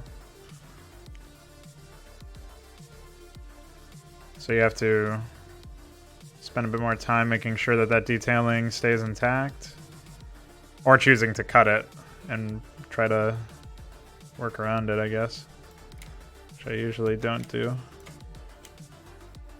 But that is indeed another way that you could do it.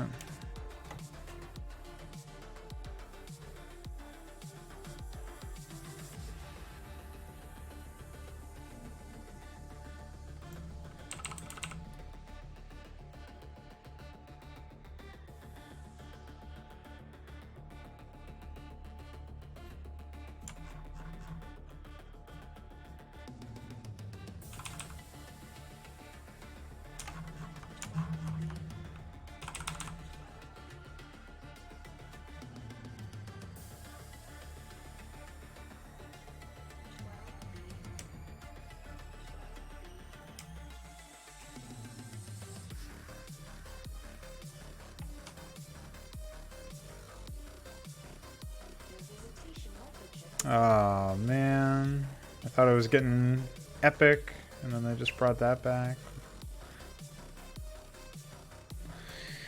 I can't escape stupid robot exposition, even in my music. Depressing.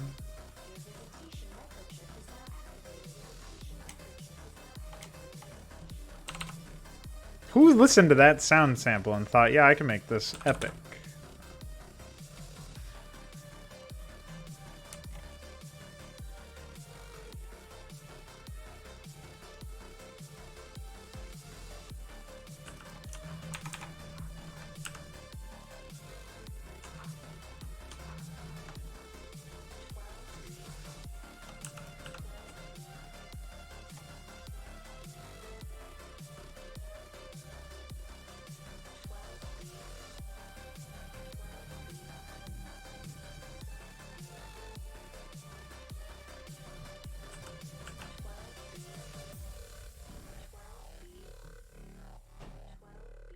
Stop saying 12B. Stop it.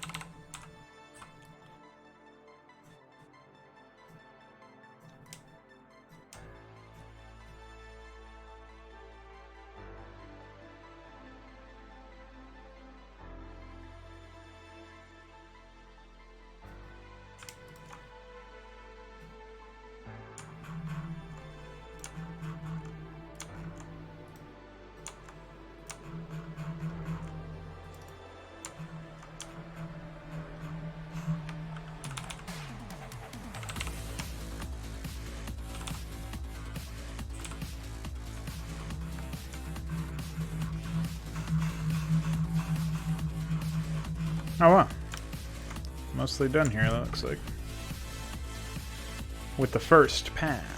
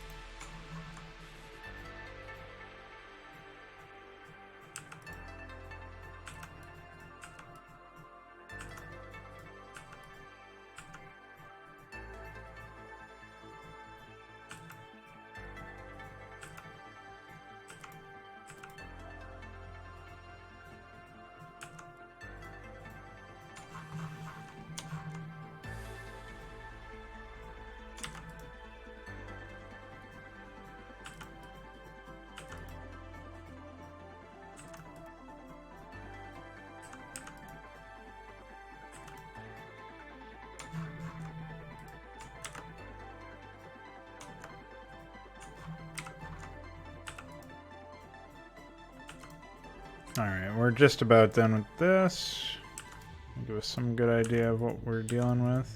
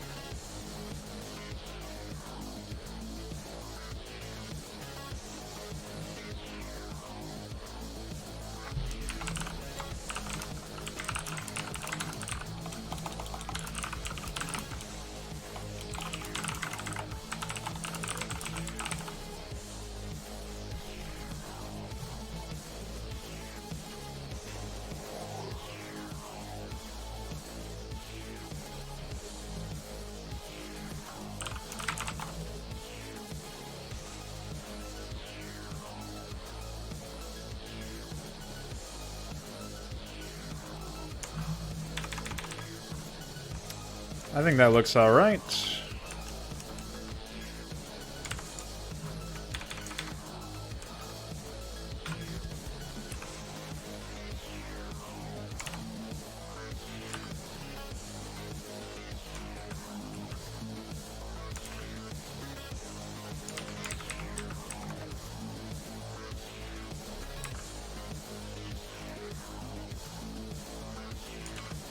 It's funny that the craftsmanship present in this is so far from the craftsmanship you'll see in other tile sets.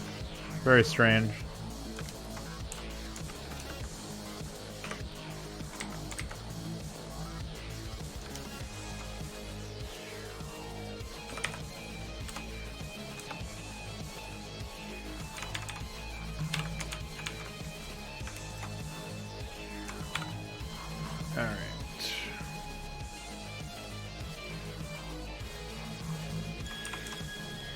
So I'm thinking that what we want to do real quick in preparation for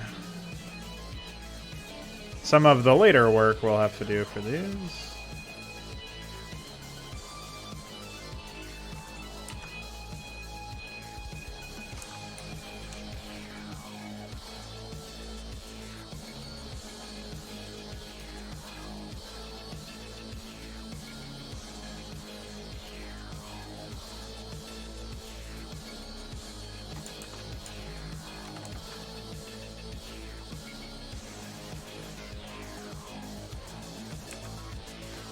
Is get the basic mask done over here.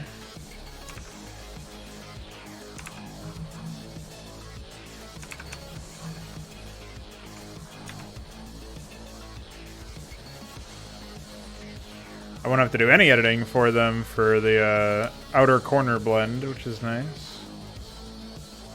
You know, before I started doing all of this terrain masking and I had to explain, like give a name to all of these different aspects of the or whatever you would call them. Yeah, all the different aspects of the tiles. I never had to conceptualize of them as certain names, but it does help. Like, I never had to call it outer corner or inner corner. I was just like, yeah, that one. Like, I had a mental idea of it. Sort of picture in my brain. Oops.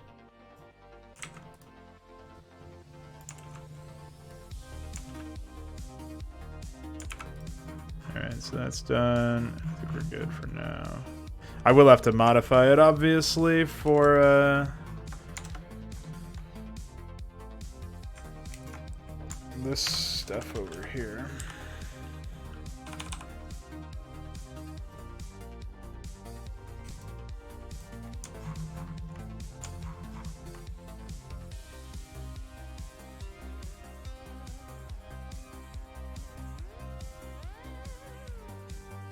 More or less repaint a lot of the stuff here. For some of them, anyway.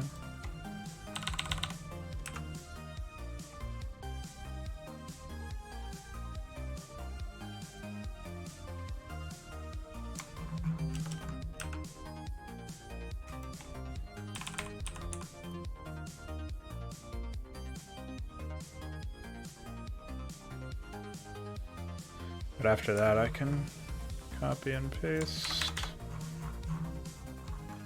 So yeah, definitely saves me some time, man. I only have to do it once.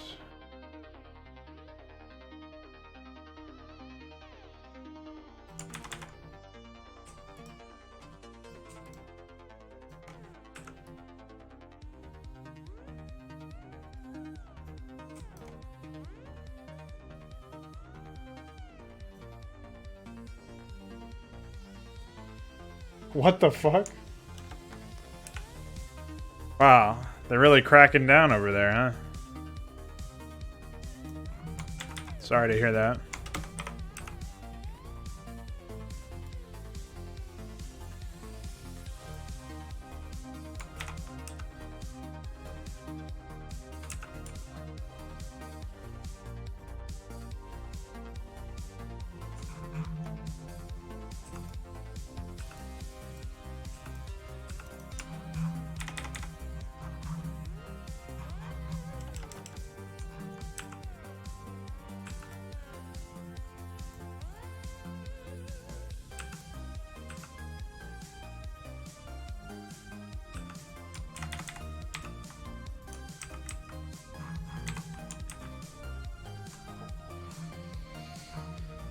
It's weird that there was no onboarding time for it or anything.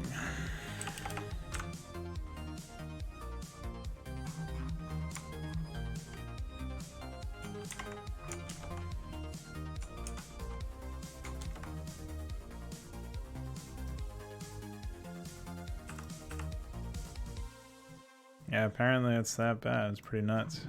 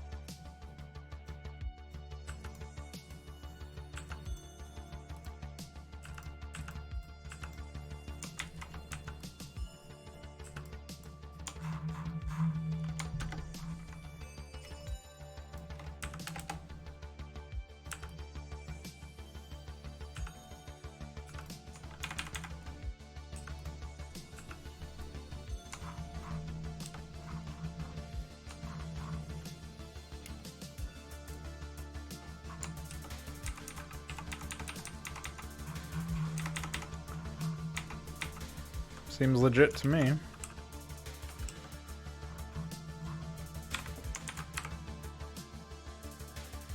Just pop that down here. Ta-da!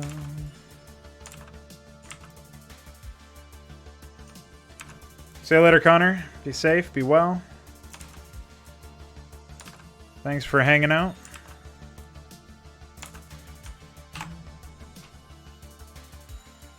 Yeah, I mean, hopefully they prevent something horrible from happening, so it was worth the insane inconvenience.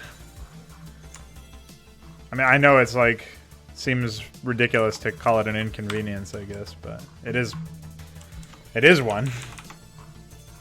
That's what it is.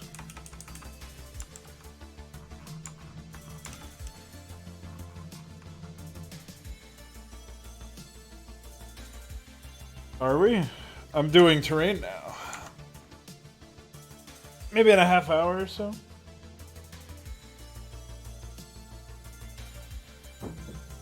Let me see what I need. Because after I finish this, which shouldn't take me a half hour, but maybe it will, I'll be doing temple and ruins. And then this area will be all set in terms of the tiles that I need. But it would be nice to get more work done on this. How long have I been streaming for already? Almost 3 hours. Yeah, I would say within the next hour, if not the next half hour, we should definitely be all set.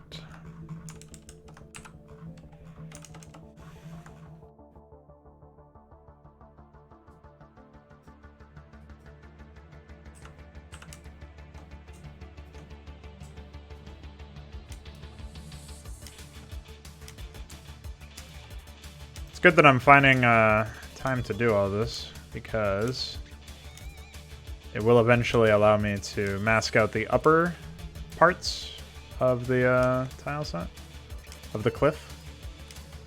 And that will eventually lead to me making the massive change of plugging in the higher dirt cliffs that actually have distinct colors associated with them.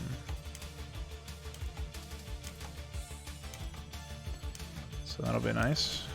Better readability. Better pizza. Papa Todd's. You know what I mean?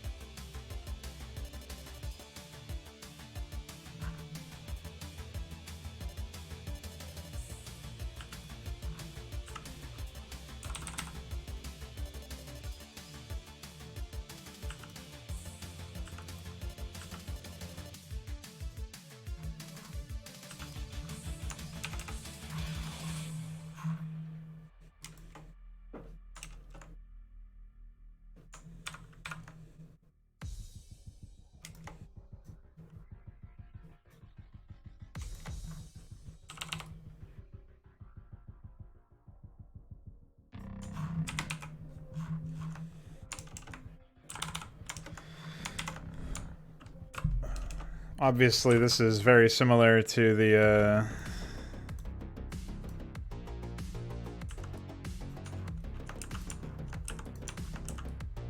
cliffs, like the north-facing ones that were repeating earlier. I'm still doing these as far as making the masks for all of them. Obviously, I can just copy and paste that. But the yield will be that I'll be able to have a pretty solid amount of what's it called? Like subtile variations, which will be nice.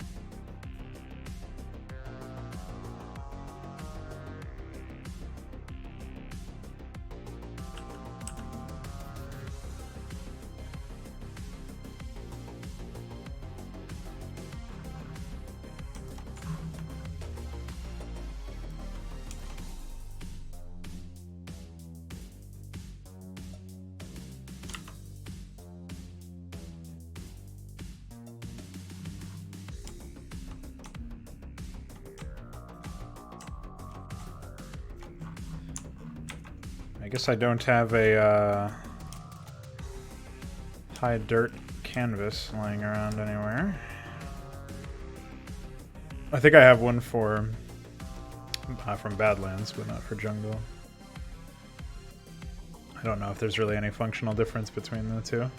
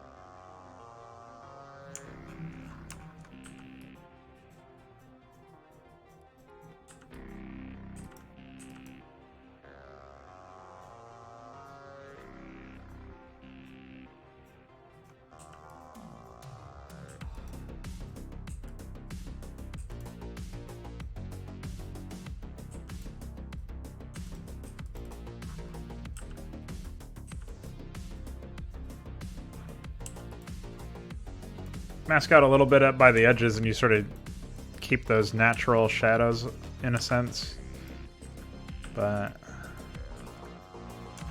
I'm still going to have to make some shading later. For sure.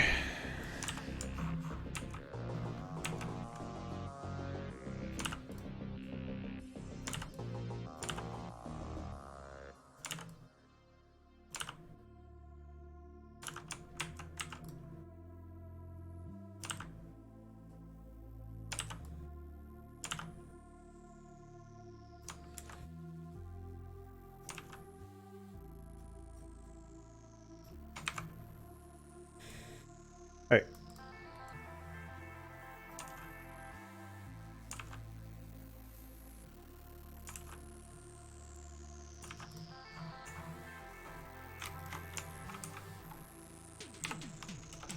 All right.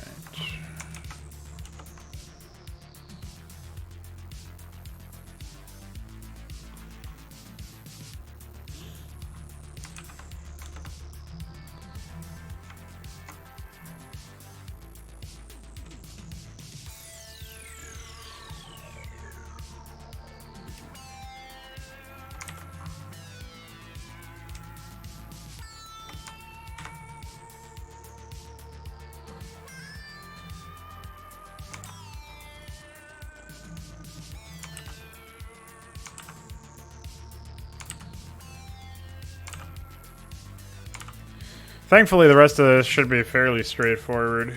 I've got to do this strip, and then mirror them both. For these, not really that much work because they're north-facing. I don't think I have any other south-facing things that I've got to do.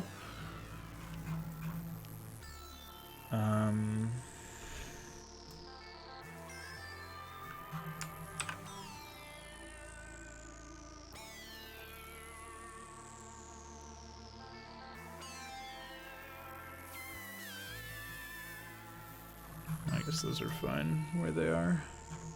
But, yeah. I mean, what's really left after these? I guess I would do the same blends for this strip up here that I would do for this one down here, because it's all just masking up the dirt there. I guess I do have these south-facing ones for the stacking. I could save that and do that another time, since it's not something I'm going to require anytime in the immediate future. I already have some that stack. But yeah, I think I'll save that one for later. That one won't be too difficult. If it was just a matter of masking out the occasional bit of dirt here and there, like mostly in this section and then like further down over here, I would do that just really quickly and then move on. But it's actually a bit more complicated than that, because if you'll notice, you've got these like really weird shiny pieces. Those are masked into the coastal cliff. And I need to unmask those, like basically take a mask of the lower half of that and then mask in the normal cliff face, basically. Like, if we go all the way up here, the coastal cliff version of this rock slide cliff face needs to be masked out, and this needs to be placed below it. So I have to do that for all of them, basically. So it's a bit more involved than just what I'm doing right now, which is masking out and then doing some depth. So I'll just finish this masking and then do the depth, and I think that'll be solid. I'll make a canvas for low jungle, put it underneath, and we'll be done with this, which is a pretty good accomplishment for this stream, getting that done for both jungle and lower jungle. And I guess I have a raised jungle canvas already, so I can do it there as well. We don't actually have proper like doodad set up just yet. Actually, I think the doodad one, I might have a doodad set up that's fine. I know I already have them for blending with raised jungle, so I can do a blend with low jungle really quickly, and then we can have those clips. Even though it's funny because in this particular case, as of right now, the only terrain that I need this for is for this small slice over here. But that's fine. It's reorganizing the whole dirt cliff thing entirely, so it's a bit more important than what it looks like right now. Okay.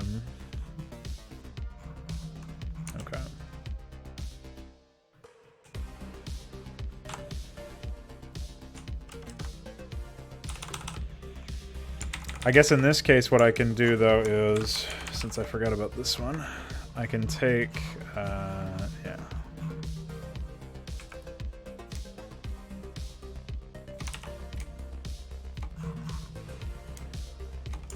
Take that right there.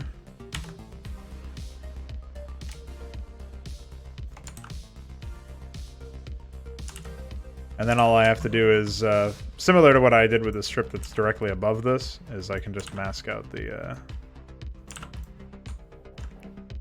mask back in the upper cliff that is somewhat obscured, mask out the bits that are meant to be obscured, and, yeah, that will be good. Like in this case, obviously, this is, I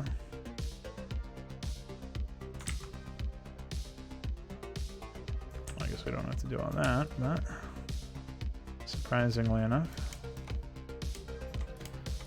But like this one obviously needs to be masked back in. Let me just do this real quick.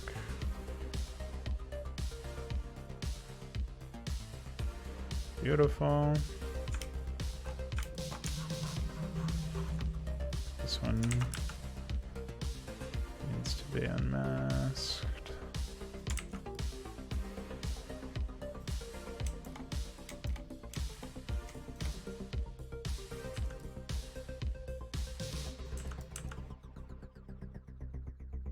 Pretty nice.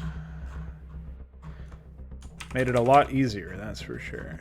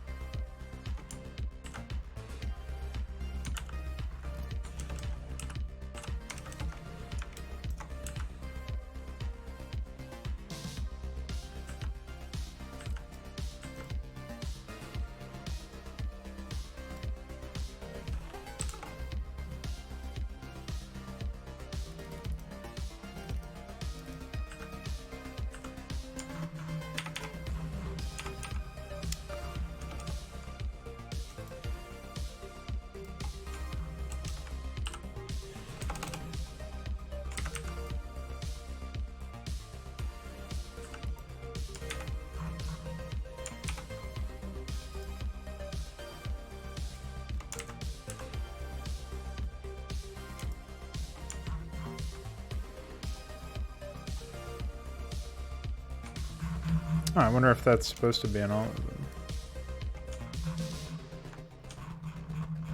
Like over, well, I guess over here you wouldn't see it, so not bad.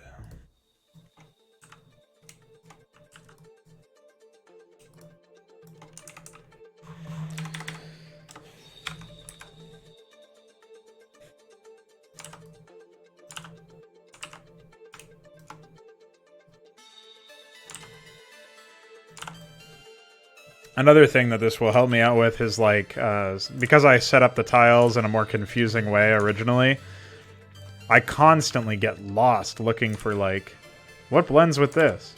But this is actually much more organized, much better organized, I should say. If you look at it, I'll show you a little secret that Blizzard took advantage of, or just with the way that they set their stuff up. So you'll notice how like this green face cliff, if you go all the way down, you'll notice that down here, the north-facing, south-facing blend, this one right here that I've got selected, the base of it is, like the south-facing component of it is the green face, the north-facing component of it is the same one that's up here. So they kind of aligned everything that way. The same as if you scroll down a little bit further, you'll see the same north-facing cliff as is all the way at the top, blended with the same outer corner that's over here. And so they kind of did the same thing, if you will. The same thing should also be present. I haven't verified this in a while, but this green face cliff should also be the same thing that the north-facing cliff is blended with over here in the half-wall tile. So, just a little something to pay attention to next time you're fucking around with terrain. Blizzard tried. Usually they set their stuff up in an intelligent way like that. I vaguely recall that there was some area where they didn't do that, and it went very poorly. But to be honest, I don't really remember anything immediately coming to mind. So. I'm looking at this and I'm confused because it looks like it's half done, but it's just because the source tiles.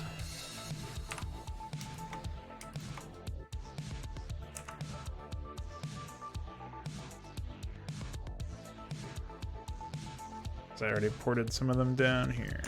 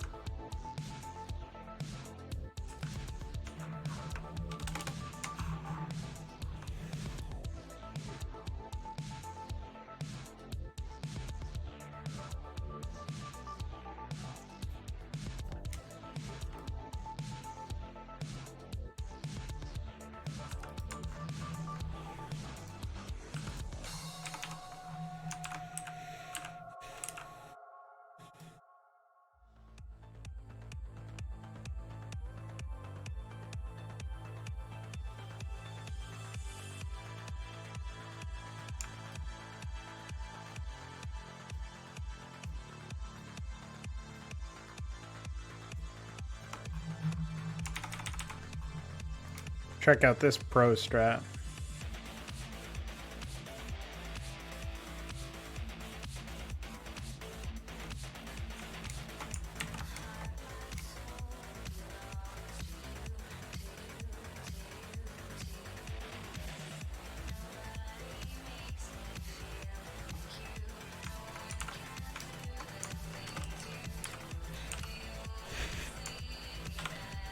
Optimized by laziness.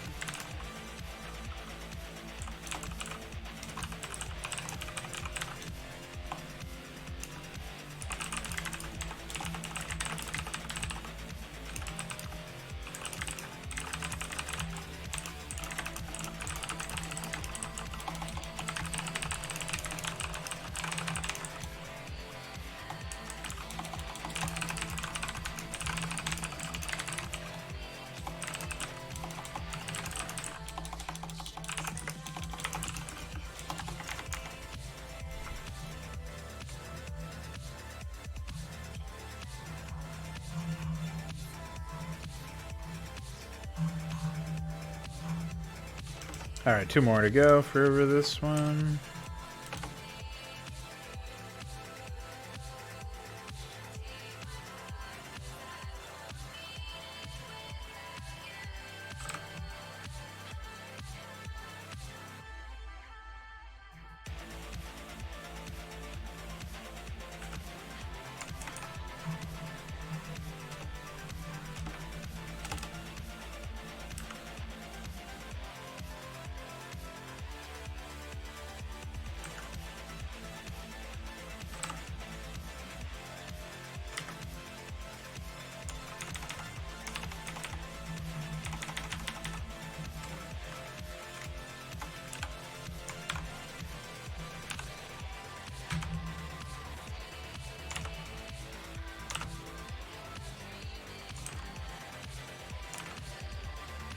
I think I'm gonna have to switch over to that one album that we found the other day.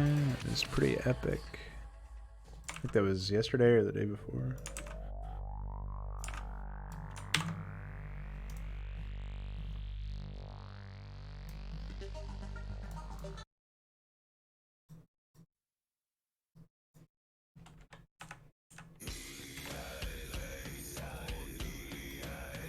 This one.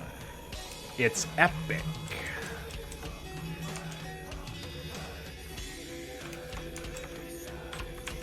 Alright, before I fuck around with this one, I should figure out...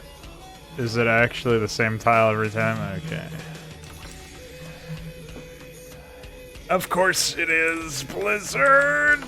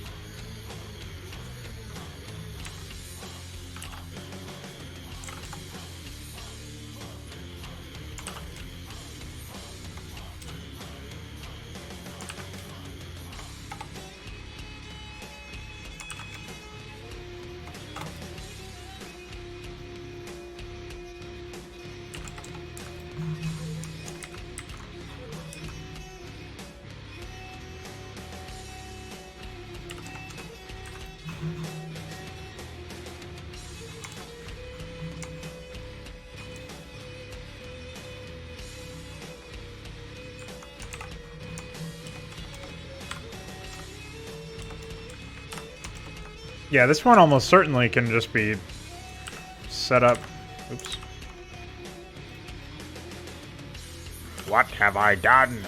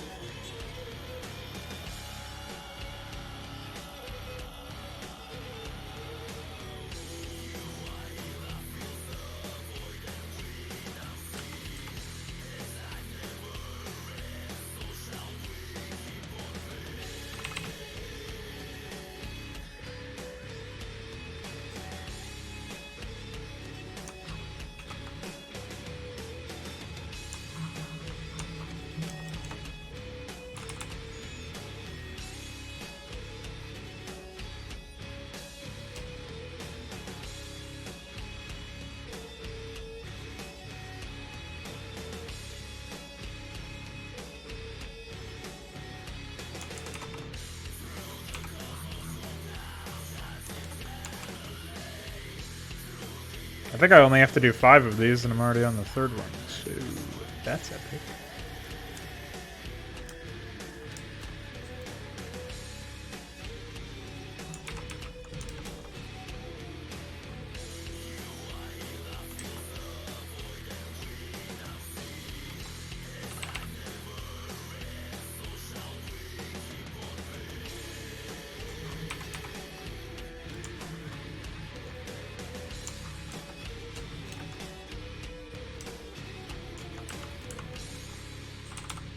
Oh wait, I already did this one.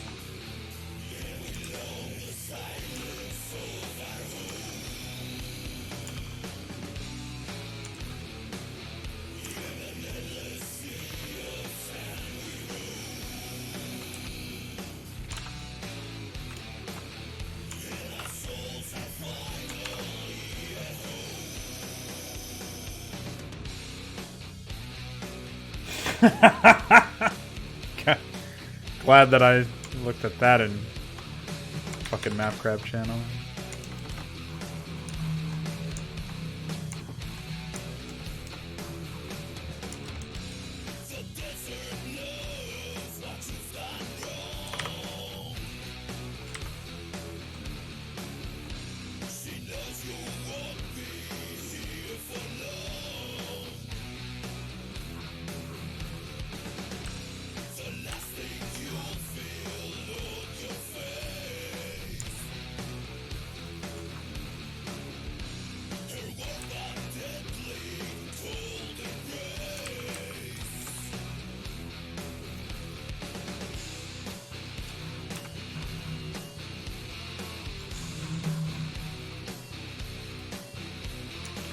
Just finding any areas where I should smooth them out real quick.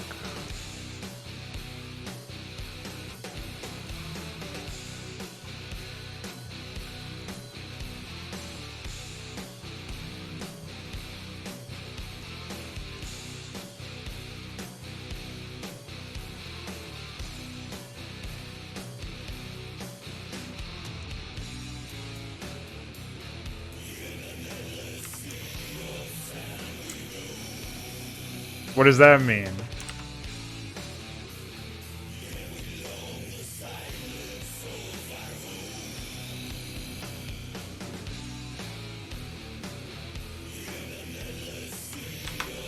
You telling me I'm running late? Or are you complaining that it's already been so much time and we haven't done much?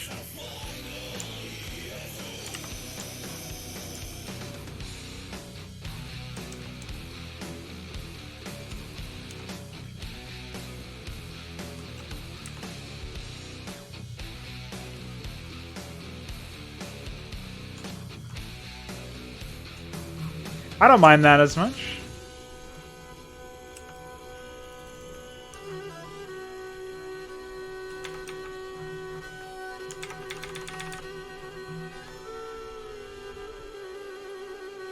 Wait, what? We have a whole week. Did you miss the memo?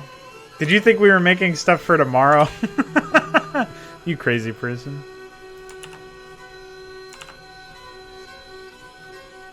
Oh, that's what you mean.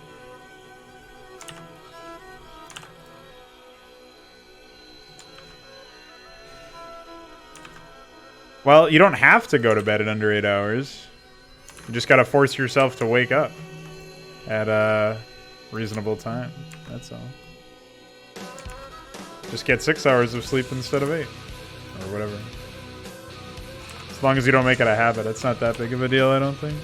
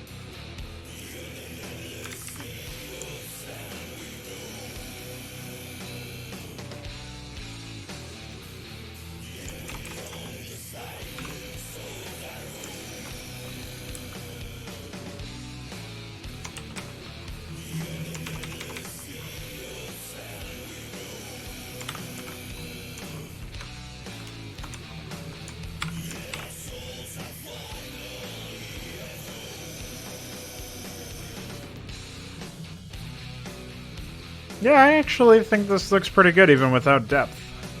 Like any shading or whatever.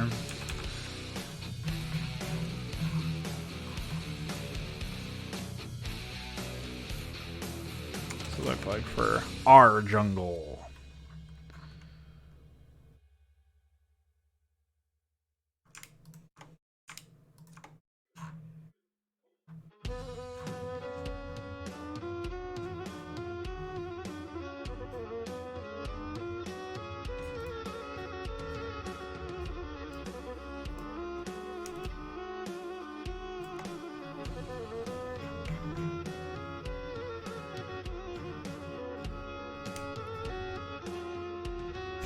They actually did just flat mirror the lower tiles, it looks like. Oh, Blizzard.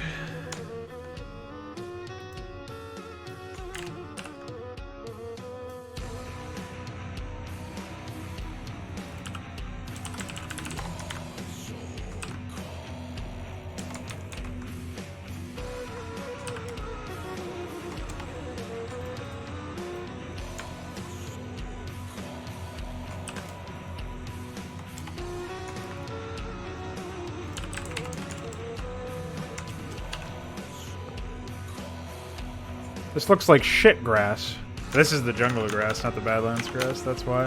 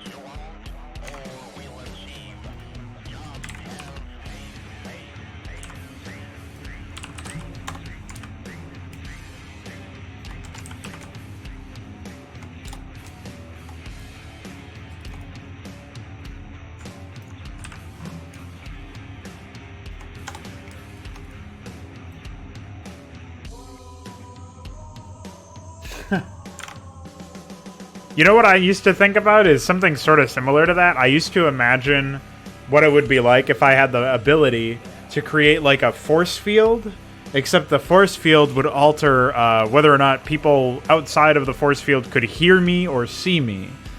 And so I had this idea back when I was a really young kid, because I always wanted to like stay up really late and play video games.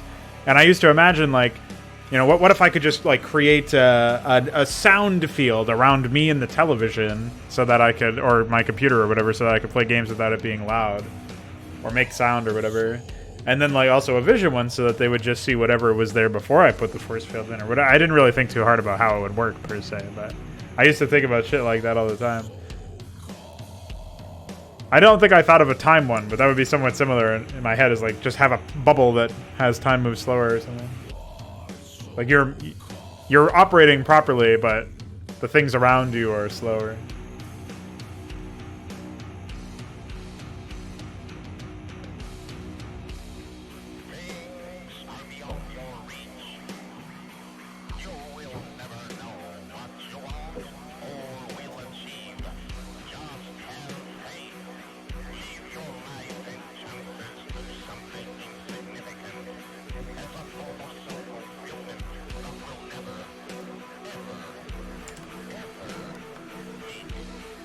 This also looks like shit grass. I don't think it's as bad as the other grass, but it still looks... Oh, no, this is the original shit grass. I was like, what the fuck? I thought I made something that blended with grass recently. What was it? I know I made crevices, but I thought I made like something else. I don't remember.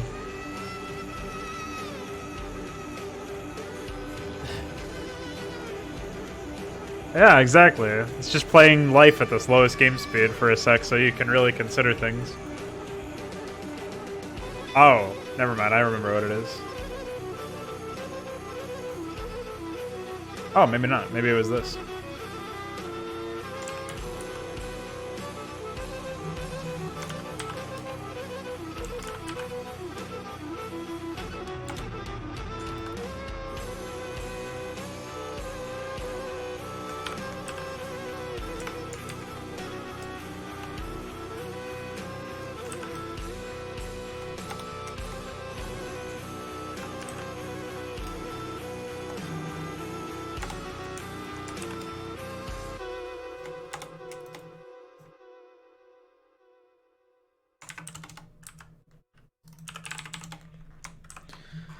Alright. Yeah, that's still looking like shit grass to me, but I don't... Is it?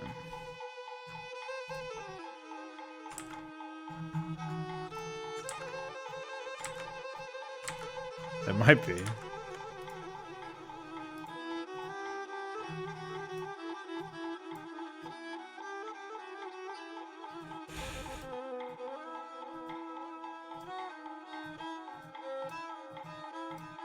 Yeah, it is. Same fucking shit grass. What a disaster.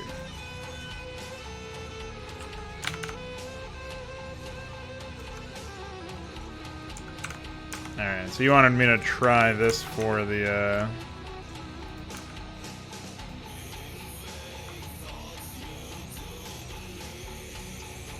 Well, presumably I shouldn't, Hold on.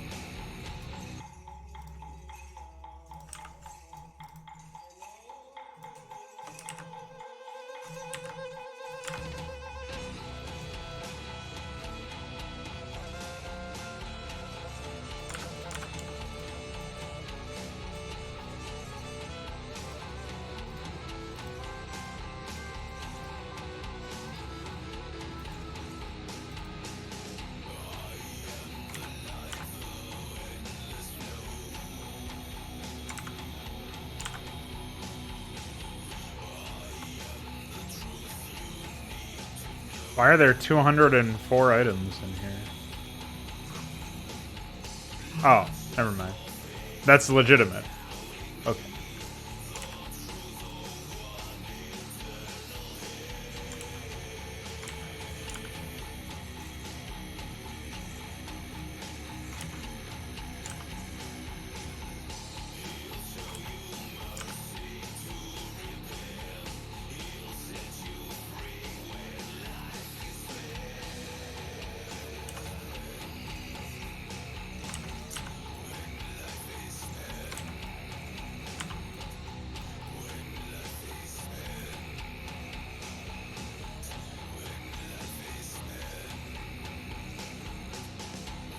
Trying to think of what else I need to pull from this.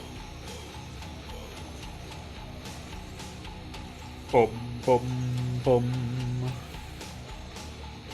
Bing, bang, bong.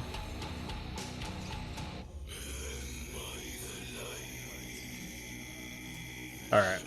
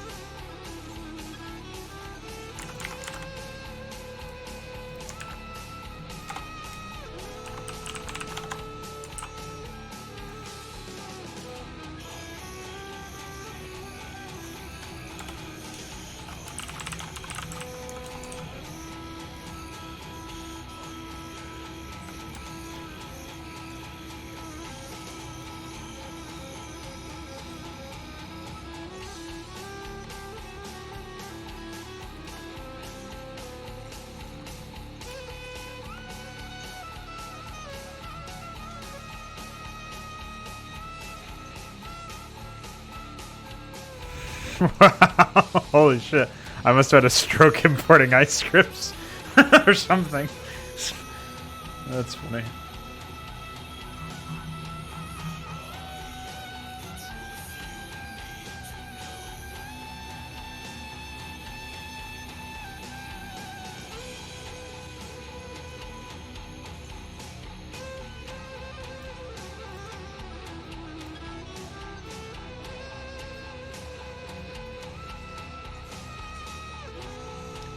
Okay.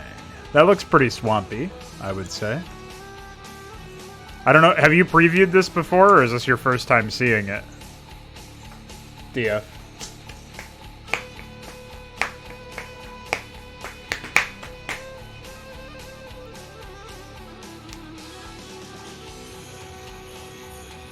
One thing I would say is that I feel like the top of the north-facing cliffs over here probably shouldn't glow. It kind of fucks with your perception, because to me it looks like if you look at how the normal water works, right? Which I see has also been changed. So the normal water has, like, there's no glow on the coast of the north-facing cliff coast, right? So that's sort of what I mean, is like, over here it probably shouldn't glow, and then just like the outer corners over here, like they glow on the bottom but not on the top. So like something similar to that. I think that would help imply the depth, or illustrate the depth that we might be missing in this case. Like in some cases, like this little rock down here, I think that makes sense to glow. It's sort of like the ice cliffs, right? It makes sense to have the cycling because of the waves. But I think we are lacking depth due to the north-facing parts. Like the parts that are meant to be taller are hitting it.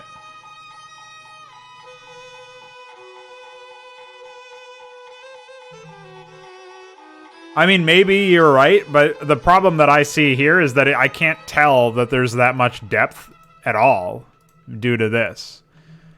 You know what I mean? Like, this depth looks really off, I think. at the top. Like it doesn't look very different than the way that the waves are supposedly like. I don't know if they're running off the shore or what actually is happening here, because the wave seems to be going from left to right. Or actually, it's going from the cliff source into the ocean instead of the other way around, which you would think like the waves would be crashing against the shore or something. I don't know if that's how this works too. No, yeah, they seem to be running into the shore in most cases, like left to right on this side and right to left on this side. So it seems like you've got them inverted in the direction that they're going, which probably also doesn't help. But in this case, it's like, yeah, they're going right to left. They're like going bottom right to upper left and bottom left to upper right in this sense. Like the direction is curving away from where the waves would normally be going. So maybe that's contributing to it, to the confusion when I look at it. I'm not sure. I think you should similar to what you did with the ice coastal cliffs. If you remember how you you had like ice chunks and stuff that was very obviously at a lower depth than the coastal cliff itself, the north-facing coastal cliff itself, which added to the sense of depth that we don't seem to get looking at this one. Which is why I was saying like the inner corner thing over here, where you have this little pebble down here or whatever, like that piece of rock I think will help illustrate it in a nice way without you needing to even have any coastal wave hitting this stuff. So you're making it so that there's like a sheer part of the edge or cliff face that's like obscuring the lower part. But maybe that would require you to mess around with the actual cliff faces themselves a little bit more, as opposed to just like changing the color cycling on them. But yeah, so I guess there's like two major things that I'm concerned about or curious about looking at it. Is like one of them is just what's the deal with the direction of the waves? Like, is there a reason for them to be different than what it appears to be over here in the normal water? And also whether or not it's possible to reduce maybe just the amount or opacity or like the quantity of waves that are visible in the north-facing cliffs. I think that would be a useful experiment to at least see if that's going to change anything. Like with the the north-facing ramps, for example, I would expect to see some stuff there because you actually have stuff that's lower to the ground, lower toward the water level. So I would expect to see some waves crashing against those. I'm not sure about the other stuff though. But though, just the changes that you made to the coloring, I think are good. Definitely is murkier, darker. The one thing I would maybe say is, we've got to maybe get some more. Oh, maybe with the trees and stuff, it might look okay. As I was trying to think of like ways that we could make the subtiles a bit more interesting than they currently are, either with doodads or more variation or something. I especially like. I think it really looks good. Like the submerged rocks and stuff look really good now. They were always fine before, but they look really neat to me now. They look like something just much more interesting. So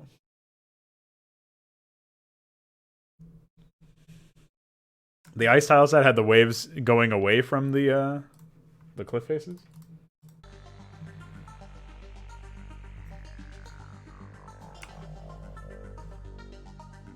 I think the fully submerged assets look really nice anyway. We don't really seem to have much over here on the outer corners. There's not really anything that's fully submerged over here, which it could be contributing to the sense of confusion as well. I mean, I guess we kind of have like a little bit over here, but there's like nothing over in this side on this variant.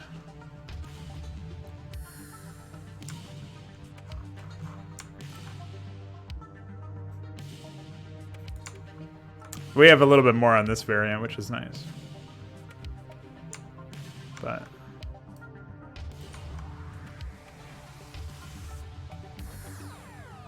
yeah, we'll see.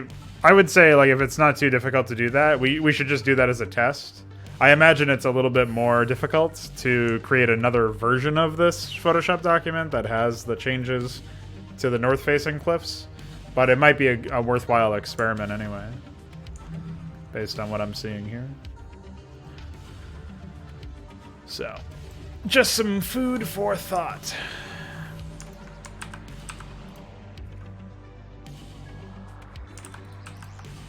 Ah! Bright blue frogs. Now they look like you have them highlighted in SCM Draft all the time. Epic.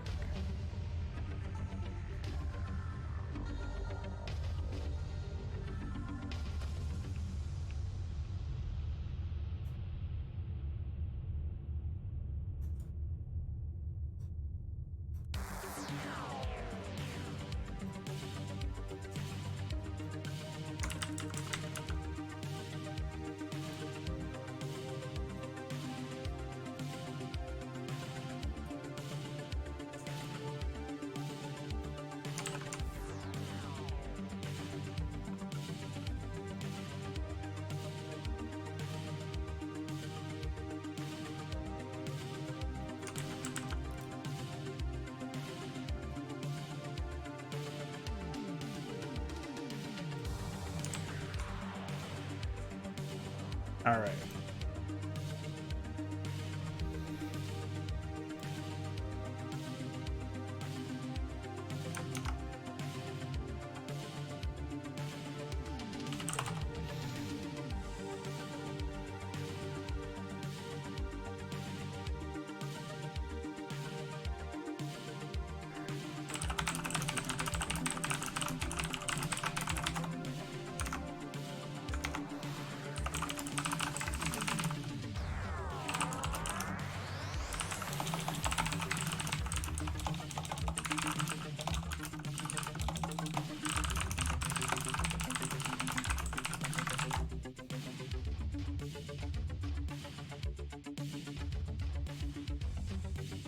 Oh yeah, you might be right about that. I assume there's no way to actually lower the speed.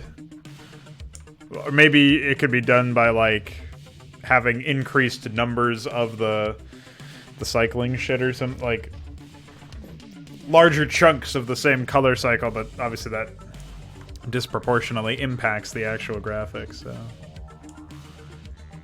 I don't know that that's even legitimate or like a real feasible change.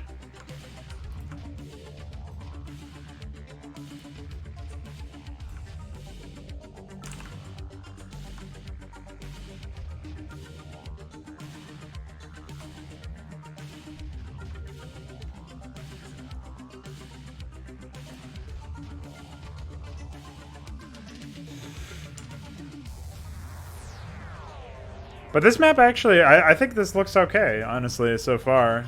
I might play up the low jungle a little bit more than I already have. Obviously I have to make ruins and temple that blends with low jungle. I still have to actually take this Photoshop document and add the low jungle center tiles and all that, but I think there's a lot to like about the layout. Of course, the fact that the swamp water will be pathable is good.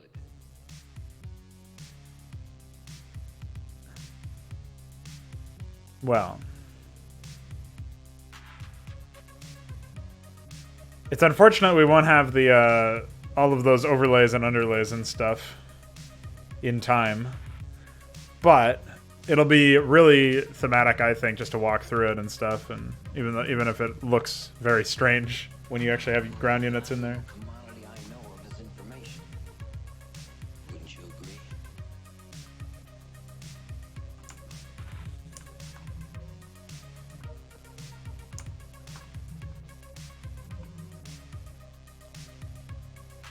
Exactly. Oh yeah, I forgot to mention this earlier. I haven't let our fraudulent secrets slip just yet.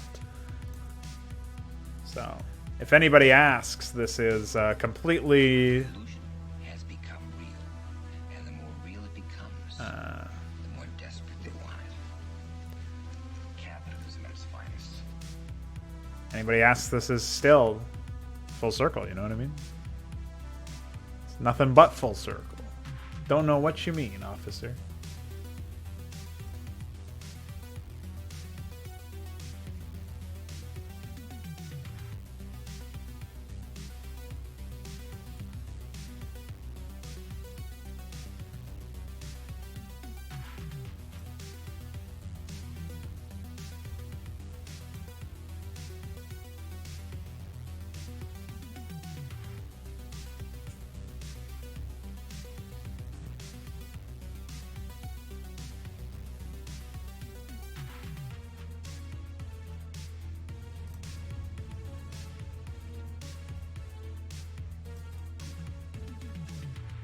Not a question of enough, pal.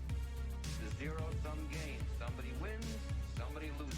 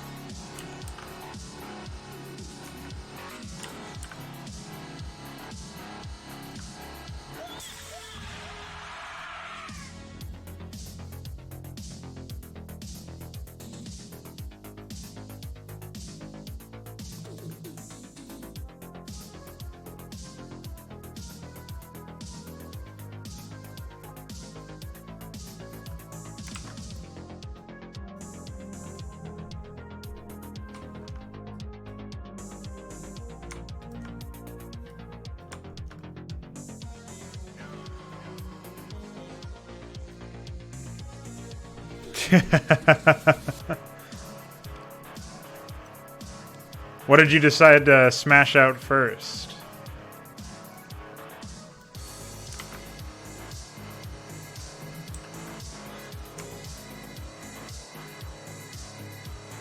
In like an under 30 minutes or something, I was able to put together this entire outline, so I'm happy about that, but for sure there's a long way to go before it's like ready, you know what I mean?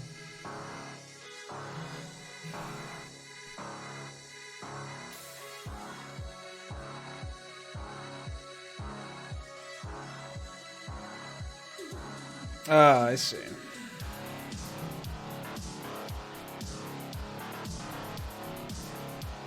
Yes, the Zerg upgrade structure. Yes. Yes, of course.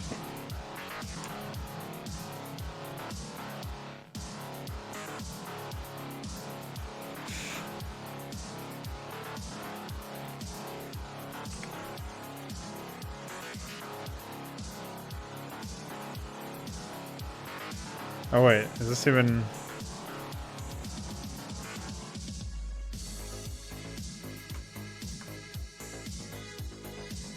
Uh-oh.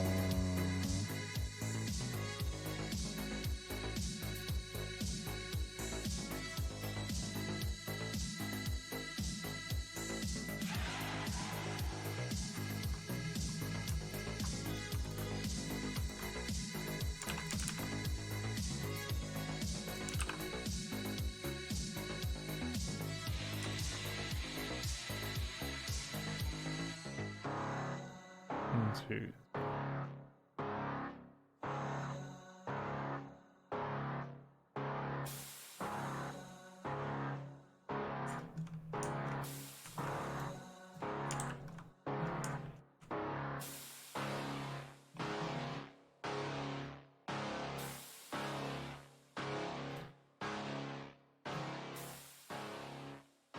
Well, didn't you 3D all the Kakaru shit in like 4 days or something?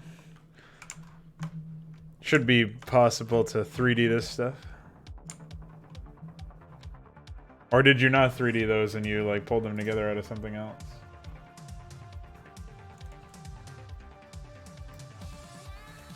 Ah. That was all 2D art, huh?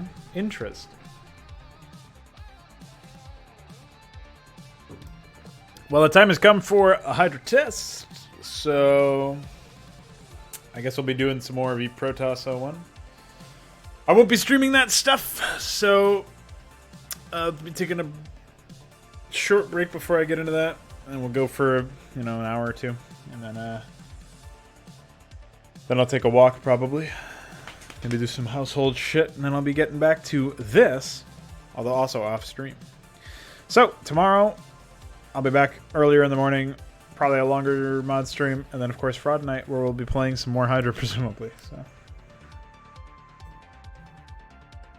that's me. That's it. See you guys later.